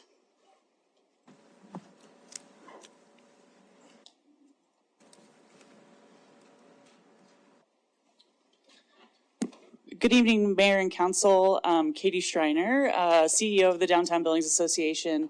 I am going to keep it very short. I won't be redundant. You guys have heard a significant amount of testimony tonight, as well as the emails that have come in over the last 2 weeks. I do want to just take a quick moment and thank each and every one of you for taking time to not only respond to the emails that you received, but meet with our board chairs from the Business Improvement District, the Downtown Billings Association, and the Downtown Billings Partnership. A lot of time has been put in place for this, not only from you all here, but from my team, my boards, and I just really appreciate the attention that this has gotten.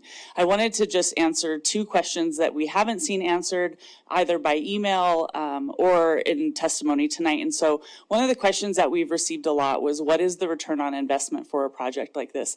And while when we have vision in hindsight, it's always 2020, I certainly wish that we had done a robust study like a community like Louisville did, where Dan had presented earlier tonight. I certainly wish that we had really strong data, but we did the best that we could in the last few weeks to do something similar to that. A few qualifications on the numbers that you see here. I am not an economist, nor am I a statistician, so please know that this wouldn't be a study that I would certainly publish, but I do stand by the fact that the numbers that we looked at are GIS data from Yellowstone County that we receive every single year when I put together our business improvement district assessment. And so these are property values that come from the tax assessor associated with each tax code. And so what we did was that we went property by property, line item by line item, up 29th and down 30th, and up north 25th and down north 26th. We looked at property values from 2019. So this is before the two-way conversion took place on North 29th and North 30th. And then we compared them to property values from 2023.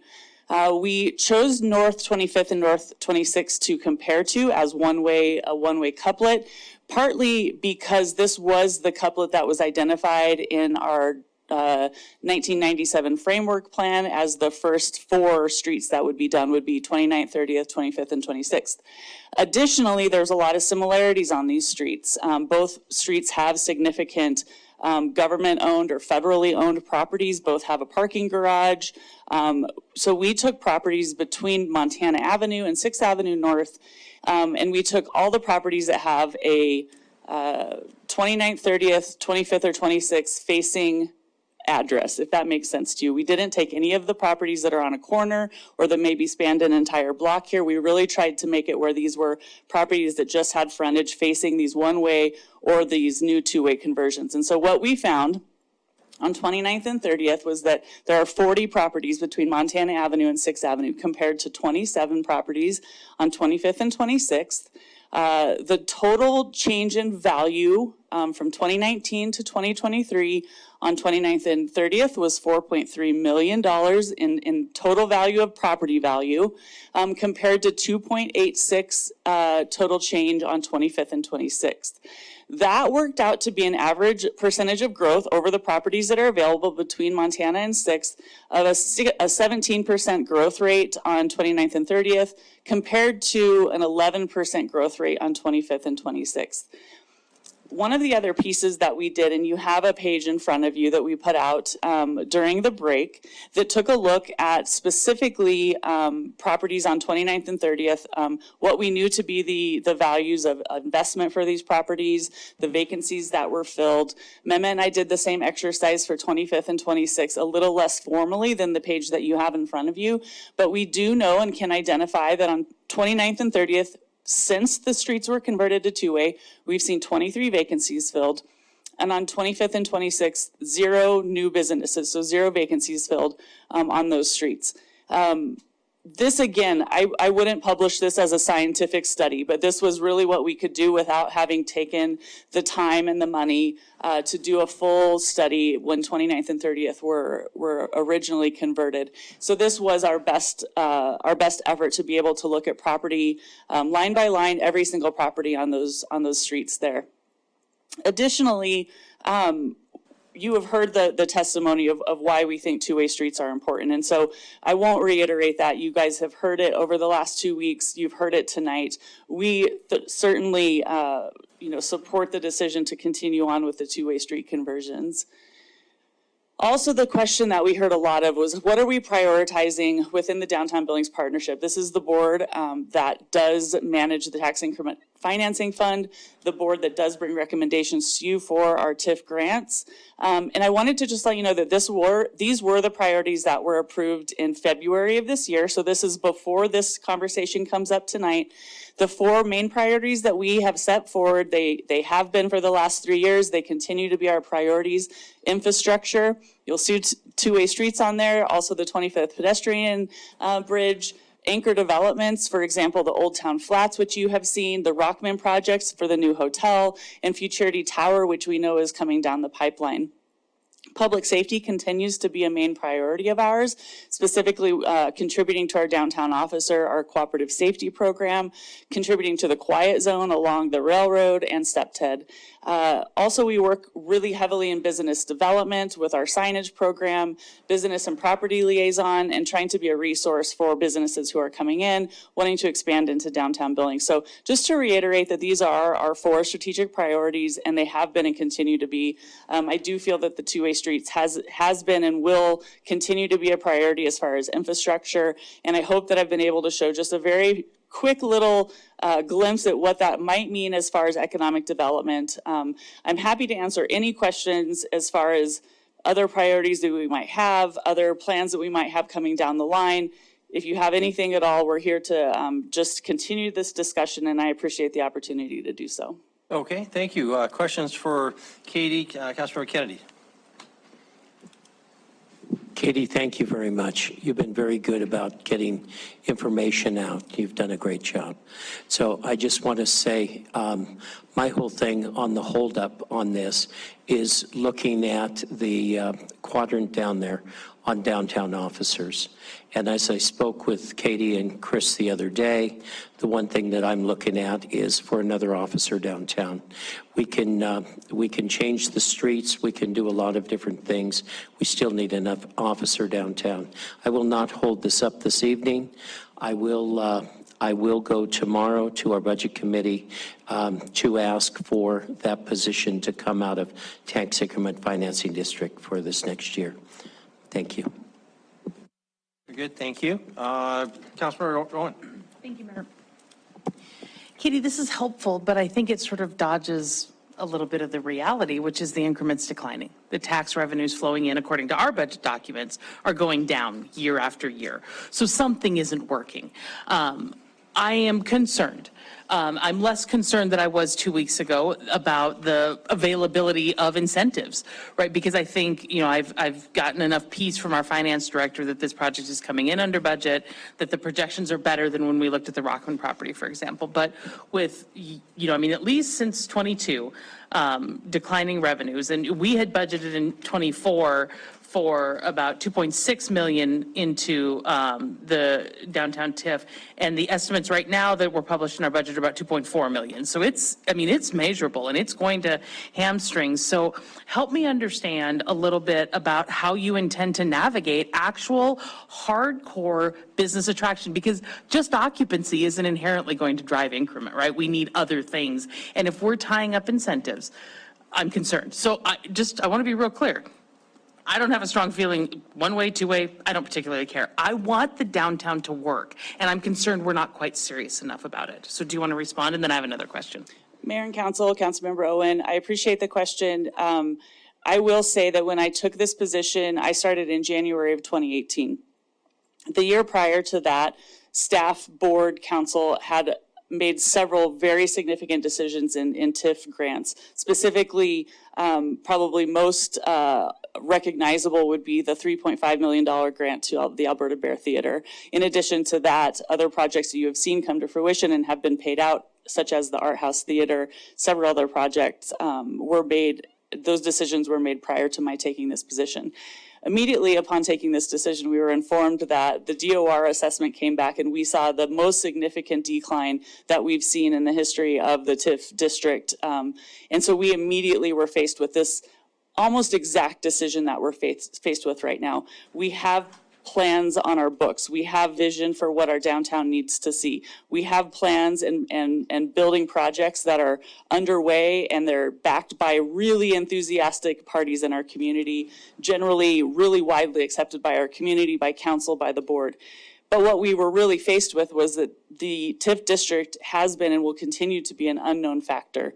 I wish that I had a crystal ball and I could tell you what it was going to be in August when we received the next assessment.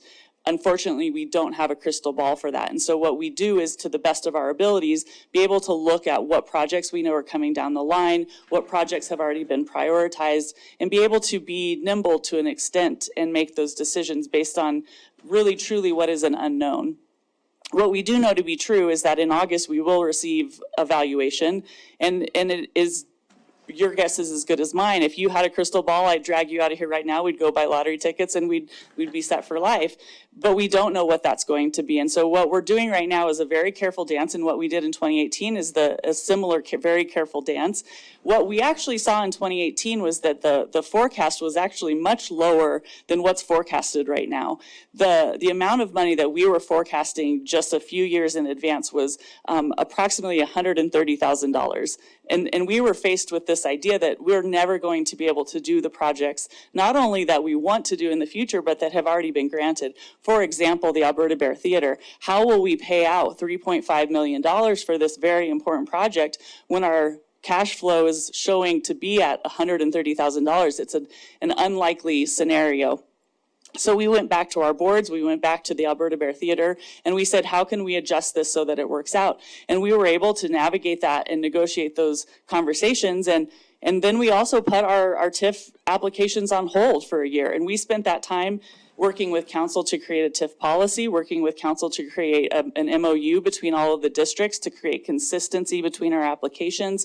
We really took that time intentionally to dial in the process. And so then a year later, when we finally saw an evaluation that improved our forecast significantly and we could move forward with all of these projects, we then had a program that we felt really comfortable with. And since then, we've also taken a lot of time to continue to dial in those programs. Should we see a need, and I don't anticipate that in this year that we will see that devaluation. If you look historically, you would probably see something very similar to what last year's valuation is. And that is just by nature of how they're valued. It's a 2-year cycle. And so in that time, we would really take a consistent and really intentional look. How can we increase our efficiency within this program? How are we changing our application process? How does council want us to start to prioritize the funds that we do have? It's a game, it's a dance, there's no answer to it. But know that we acknowledge, I don't think that we're writing checks that we can't cash. I don't think that we're planning for something that's a pie in the sky, rosy outlook. We are truly trying to make sure that we are using these funds in the most efficient and appropriate way possible. I unfortunately don't have an answer for you, but I will say that we have been in this position before. We've been in actually a visibly worse position than we are, and that's taken a lot of work for us to get to where we are now to say we can do this, and we aren't writing checks that we can't cash. I appreciate that. It doesn't actually answer my question, but that's okay. The purpose of a TIF is to increase increment, and all we're doing is having less decrease, which is not a great story. So I want you to hear me that I expect to see us cooperatively, board and council, be really aggressive about business attraction, and we can't tie up resources so that we can't do that. Now, my next question, I'm just going to ask you to give me your word on something, because I tend to be pretty blunt and direct, and I think that's the way we should generally talk to the public, is be honest with them. I don't like trying to sneak something by the public. And so I have a concern that I think has been alleviated by your board members, but I want to put it on the record and have your commitment.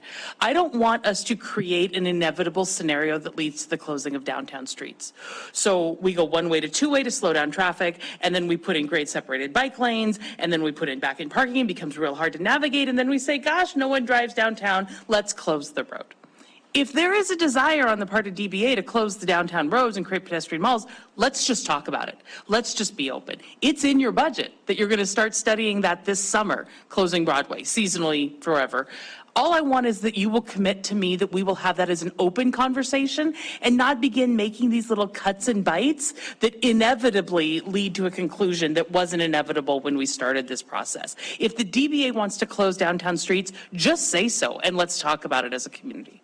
Councilmember Owen, we may not be aligned in all things, but I would guarantee you that you and I are very, very aligned in this exact topic.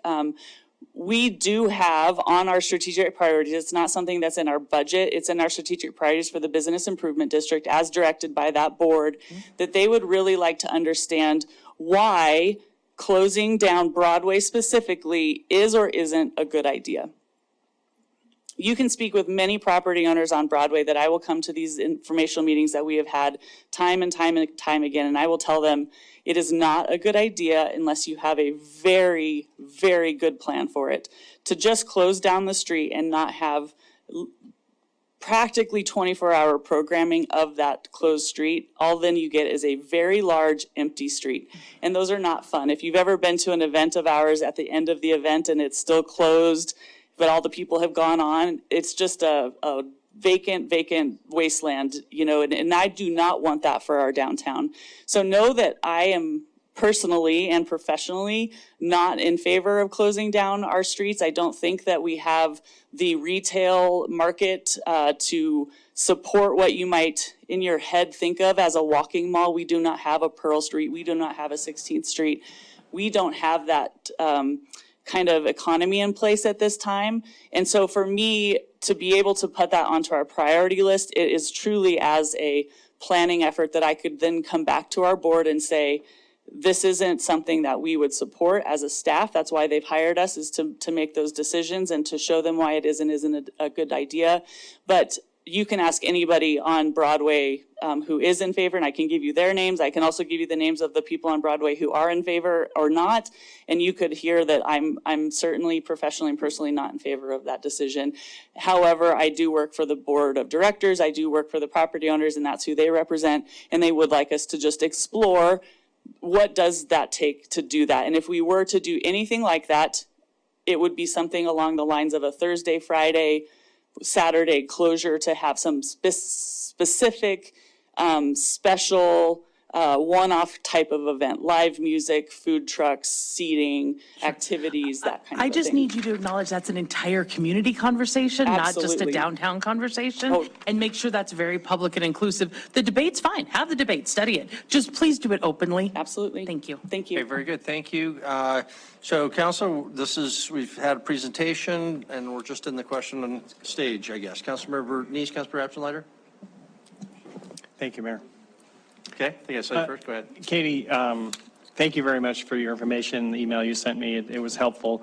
I agree. I think downtown needs changes like this. And so I've been involved in the two-way streets before, and everything was great. And in fact, I got an email. I was emailing the people as they came in support of it, and I would ask them about the parking. And by far, the biggest complaint was, I was so excited, and then I got to the parking, and now I don't go downtown.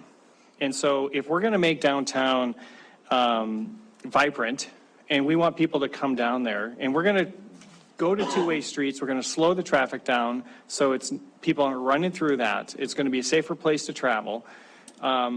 What is the board thinking about back-end parking? Because the business owners that replied back to me don't like it. I've talked to our parking department. They're having to replace meters often because of the poles, because people are backing into them. It's just, and the complaints are they come downtown and it takes them forever to get backed in. Traffic is stopped up, waiting for them to get in. People are honking or they cut in front of them. It just isn't working. So when will the board say, hey, city, this is not working. Let's get rid of it. Let's restripe what you did, and let's go to all pull-in parking. Mayor and Council, Councilmember Neese, I would give you two quick answers. The first is that statistically, we would say there, and you've seen all the studies, you've seen the reasons that back-in parking is safer. You've seen that. I won't reiterate that. It's its own thing. What we also truly believe, and you've heard several references tonight to Chuck Marone, his Strong Towns approach. His approach is that you have to listen to your community. You have to understand what it is that your community wants.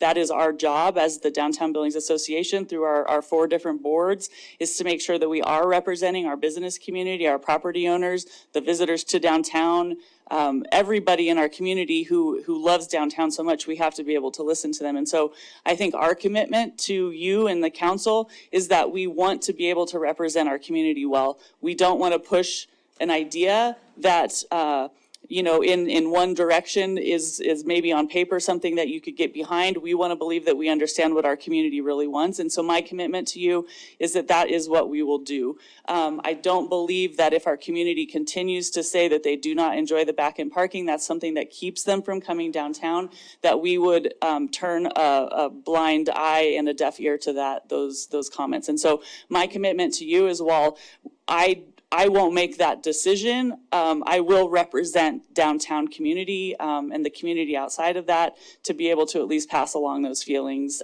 to the powers that be that will actually make those decisions, being the engineers and public works and the people who actually will do the work. That would be my commitment to you, is to make sure we're representing well. Katie, just because lateness of the hour, I think the question was, does the partnership have a position on back-in parking? Currently, we do. We have not taken that to the board, and if that's a direction, I'm happy to do that at our next board meeting. Again, I think I would. There is no position. Okay. Councilmember Asplund, are you done on that? Again, I guess I'll just reiterate that if you want the people from the Heights and the West End to come to downtown, you have to make it easy to come in and park, and otherwise they will not come downtown. Okay. Thank you, Councilmember Asplund. I move to approve a bid award for work order 23-11 downtown two-way streets conversion, including all schedules with alternate B to Montana lines as recommended by staff. Thank you. Second? I'll second. Motion made and seconded. Do either of you want to speak to your motion? Do you want to speak to your second? Okay. Discussion on the motion. Councilmember Bernice. Mayor, I appreciate what Debbie talked about as far as the parking. They haven't made a decision, and the DBA will look at the parking. But I think that I would like to make a substitute motion that before they stripe this one way or the other, that they come back to the city council to determine which angle that's going to be. Because I think the idea anyways, I'd like to make a motion that portion of the project. It doesn't affect the bid, because the bid's not going to change, but that portion of the project come back to City Council for discussion on a policy of how that's going to be done on the downtown parking. Okay. I guess there's a bit of a procedural question. The contract was before us, but Councilmember Bernice was very clear in saying he's not addressing that issue. That would still be standalone. The contract is approved, but he's just adding that little tag that direction, I guess called direction to staff, that they would come back before any sort of striping was done. Procedurally, I think that's okay, right? Nobody, Gina, I just want to make sure as long as we're dealing with the contract and that's standalone, this little direction to staff is not a problem. Mayor and council, yes, I think that's fine that council gives direction to staff. And I think as you've just stated, that's completely separate from the approval of the contract. Yes, I don't think there's any issue with that. Okay. Go ahead.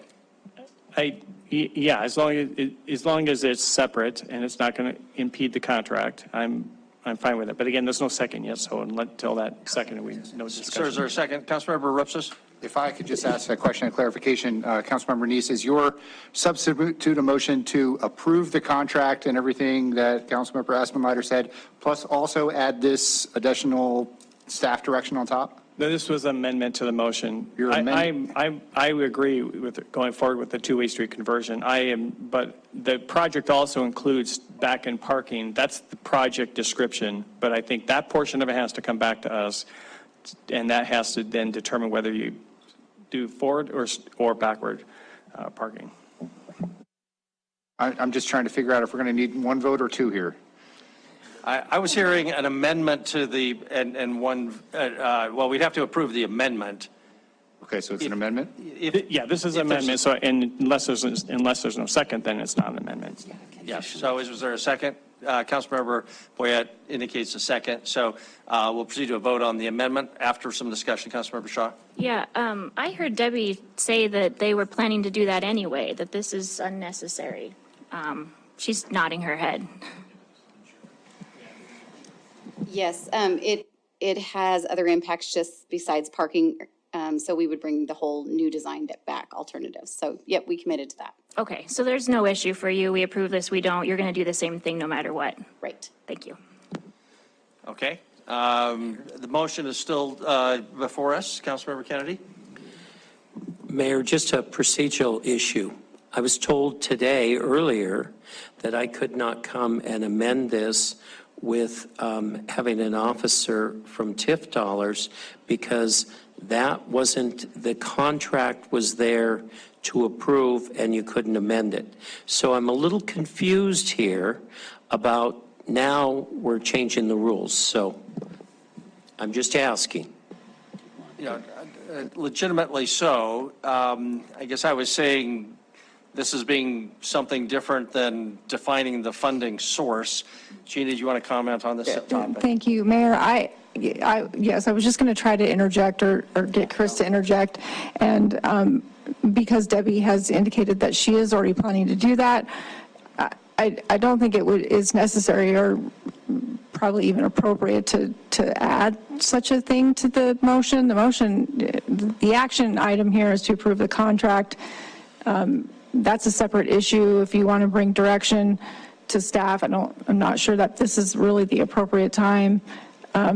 If you make such an amendment, it does appear or sound or confuse the issue as if the motion is being conditioned upon that. So I would simply suggest Okay, not Councilmember making Denise, such an this issue amendment. goes away if you are satisfied with Debbie's representation that she will bring it back. Is this something you still want to pursue? It is, and the reason why, Mayor, is, and two things. One, the reason why is it's in the contract to do back and parking. That's the original bid, that's the proposal. And so I want to make sure that this is brought back to the council, but also the public is aware of that as well. If it's just going to be a work session planning that comes back and there's no decision being made, whether we go back in or forward parking, it just happens to appear, it probably will get lost in the weeds. But if this makes the decision that this has been amended to come back and look at this issue, it's going to involve the public more to say, hey, listen, we need to get involved and find out what's going on. We need to let the council members know so that we can make sure that this is addressed another time. But it is relevant, directly related to this issue. I agree, it's not separate from the issue, but it's not going to stop the issue from going forward.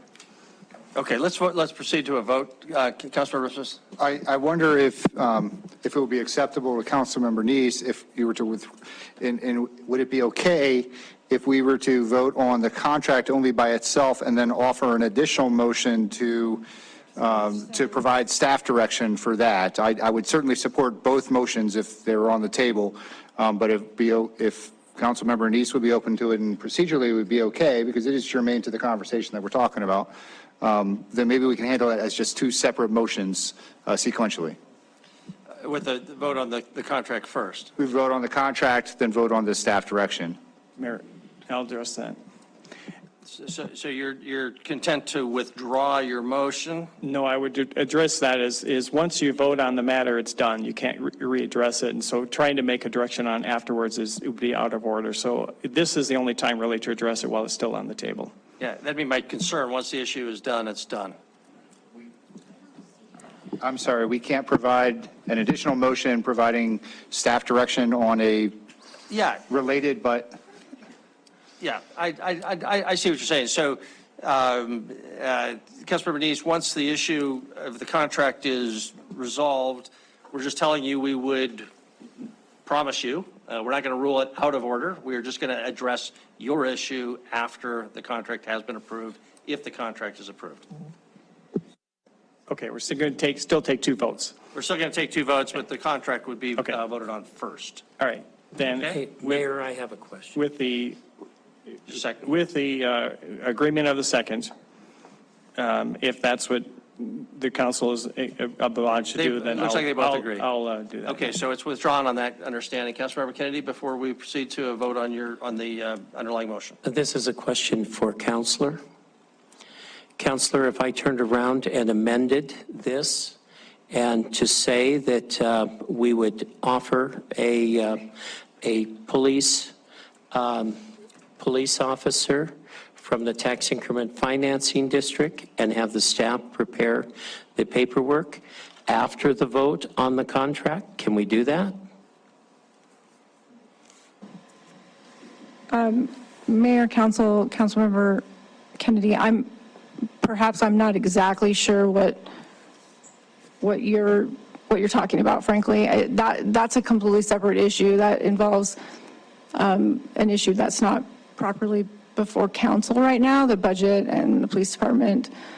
This action, or this agenda item, is just a approval of a contract, so I would say that kind of a motion would not be in order at this time. Because after the meeting this morning that the mayor and Chris and Mr. Boyette had, it was stated that I could not make a motion contingent upon the TIF money.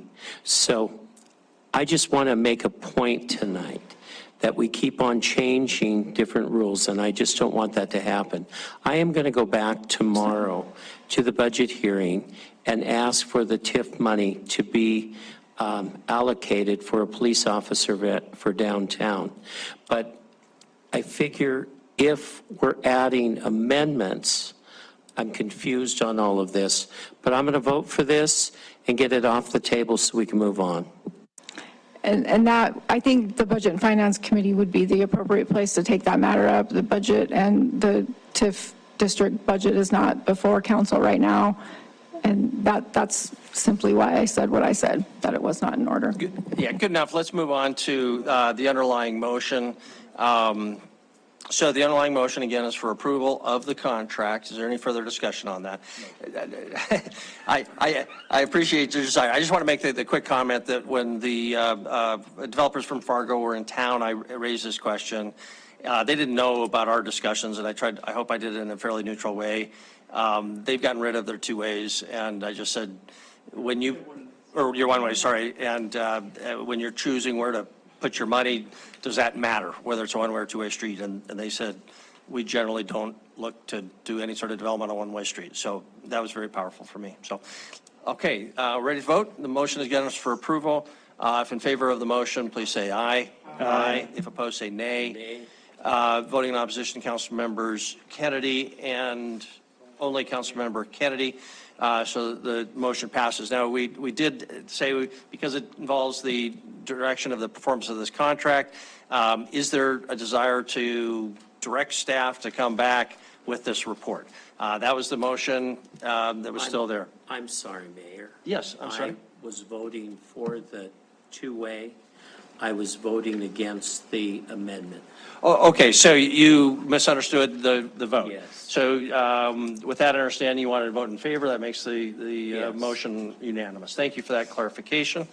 We appreciate that, but we do want to go back to this, the motion we agreed to, I guess we'll say, lay on the table. Can we just ready to vote on this?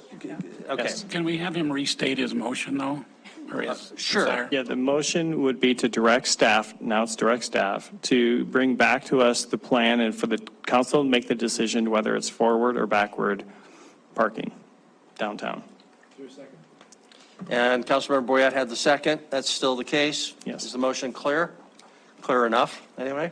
Okay, we'll proceed to the vote. If in favor of that direction for staff, please say aye. Aye. Aye. If opposed, say nay. Nay. Voting in opposition, Councilmembers Joy and Kennedy. Anybody else? So that passes. That's what we'll look forward. I think that then concludes item number 5. And last item up then, Denise, would you read item number 6? Memorandum of Understanding with Yellowstone County for short-term detention facilities. Staff recommends approval. Yes. Councilmember Rowan, before we have the presentation on item number 6? Oh, are we going to have a staff Or presentation? I was just going to ask if there was. I doubt there will be, but.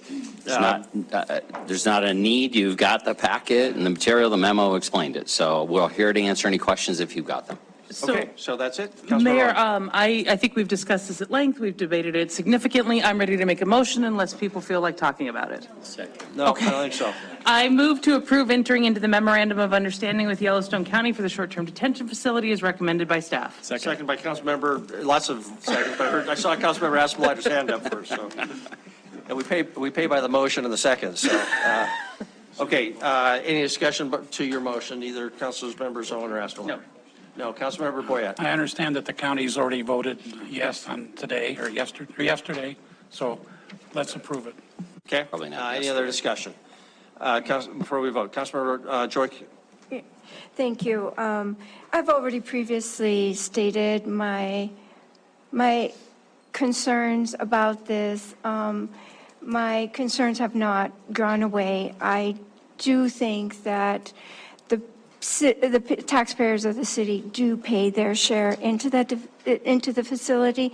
The fact that we have to buy 10 beds for 3 years confuses me.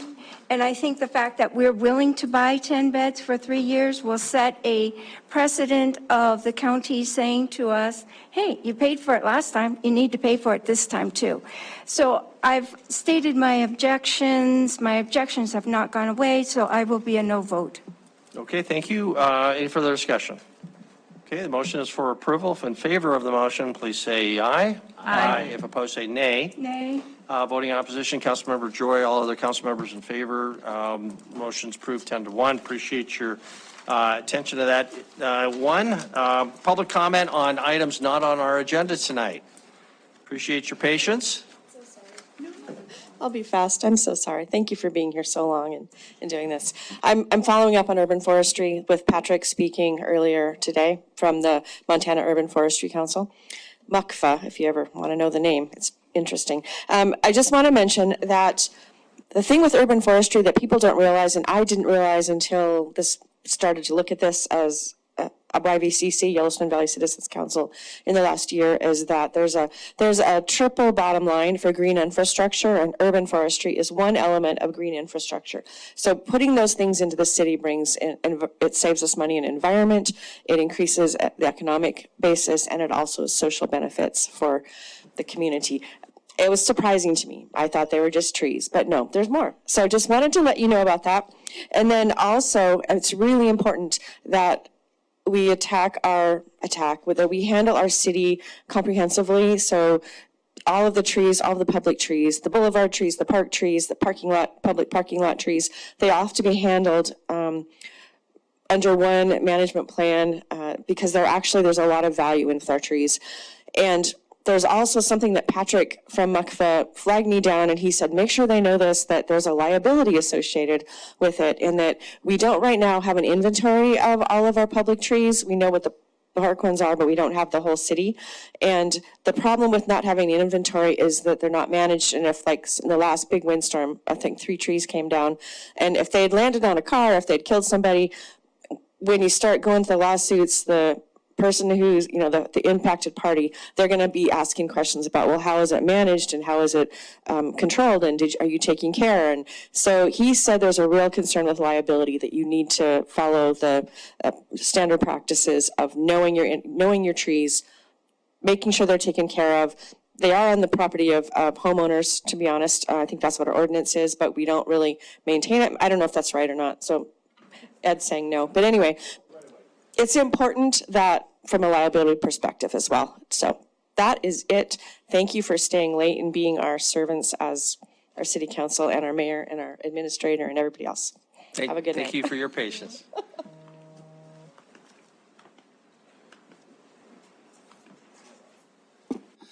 Kevin Nelson, 4235 Bruce Avenue, South Billings TIF. So 2 months ago, well, actually it's been almost 90 days, the TIFs, South Billings TIF, enters into a contract with Collaborative Design for some amount of money. We don't know what it was. We don't even know what the contract says. No one's ever, has any of you ever seen this contract? No. So you guys are, now one argument is, well, the city isn't writing the check to Collaborative Design, so the city of Billings isn't liable for any of the terms, conditions in the contract, even though it's public money, your money, our money, the fiduciaries of the money here, sitting here. So I'm just curious, are you comfortable with that situation? Knowing that there's a contract floating around and you have no idea what it says. Are you comfortable with the fact that since the city of Billings didn't actually write the check, that you're not liable for any of those conditions? I'm curious. Then at the last meeting, I could not attend out of cell phone service, out of internet service, so I don't know what happened. But there was another contract apparently proposed with someone named Melanie Schwartz for fundraising. That's all that's on the agenda. Fundraising for what? What were the terms, conditions? How much was she getting paid? Have any of you seen this contract? Would it not be of interest to this body to know what that contract is obligating you to? Do you really think that if something goes south that you're not going to be drug into this? It's our money and you're the fiduciaries. Some of you weren't here when we had the Steve Zeiger issue. You were drug into that issue, even though it was the South Billings TIF down there exercising their, quote, authority in buying some land. So I guess I'm just curious. I think, personally, we need more. I would think we'd want to see what's in those contracts and know what the terms are. Originally, it was going to be a 60-day contract. Now it's going on 90 days. We still haven't seen anything, so I don't know. So I just, maybe, some of you may be not even aware that you're in this position, but you are now. You do know now, and I would hope that someone would exercise some authority and either rein them in down there because, quote, they're an advisory board. Well, now they've become a quasi-judicial board with authority to spend money. And I don't know if that's within their authority. Granted, you give them budget authority, but I don't know. I think we're getting outside the lines here, and I think you have an obligation to us to bring them back in and let's see what we're doing here. Thank you. Okay, thank you very much. Any other public comment on items not on our agenda tonight? Before we adjourn. Don't see anybody, so we're, any council initiatives? Which are prohibited after the hour of 9:30. Therefore, we're adjourned.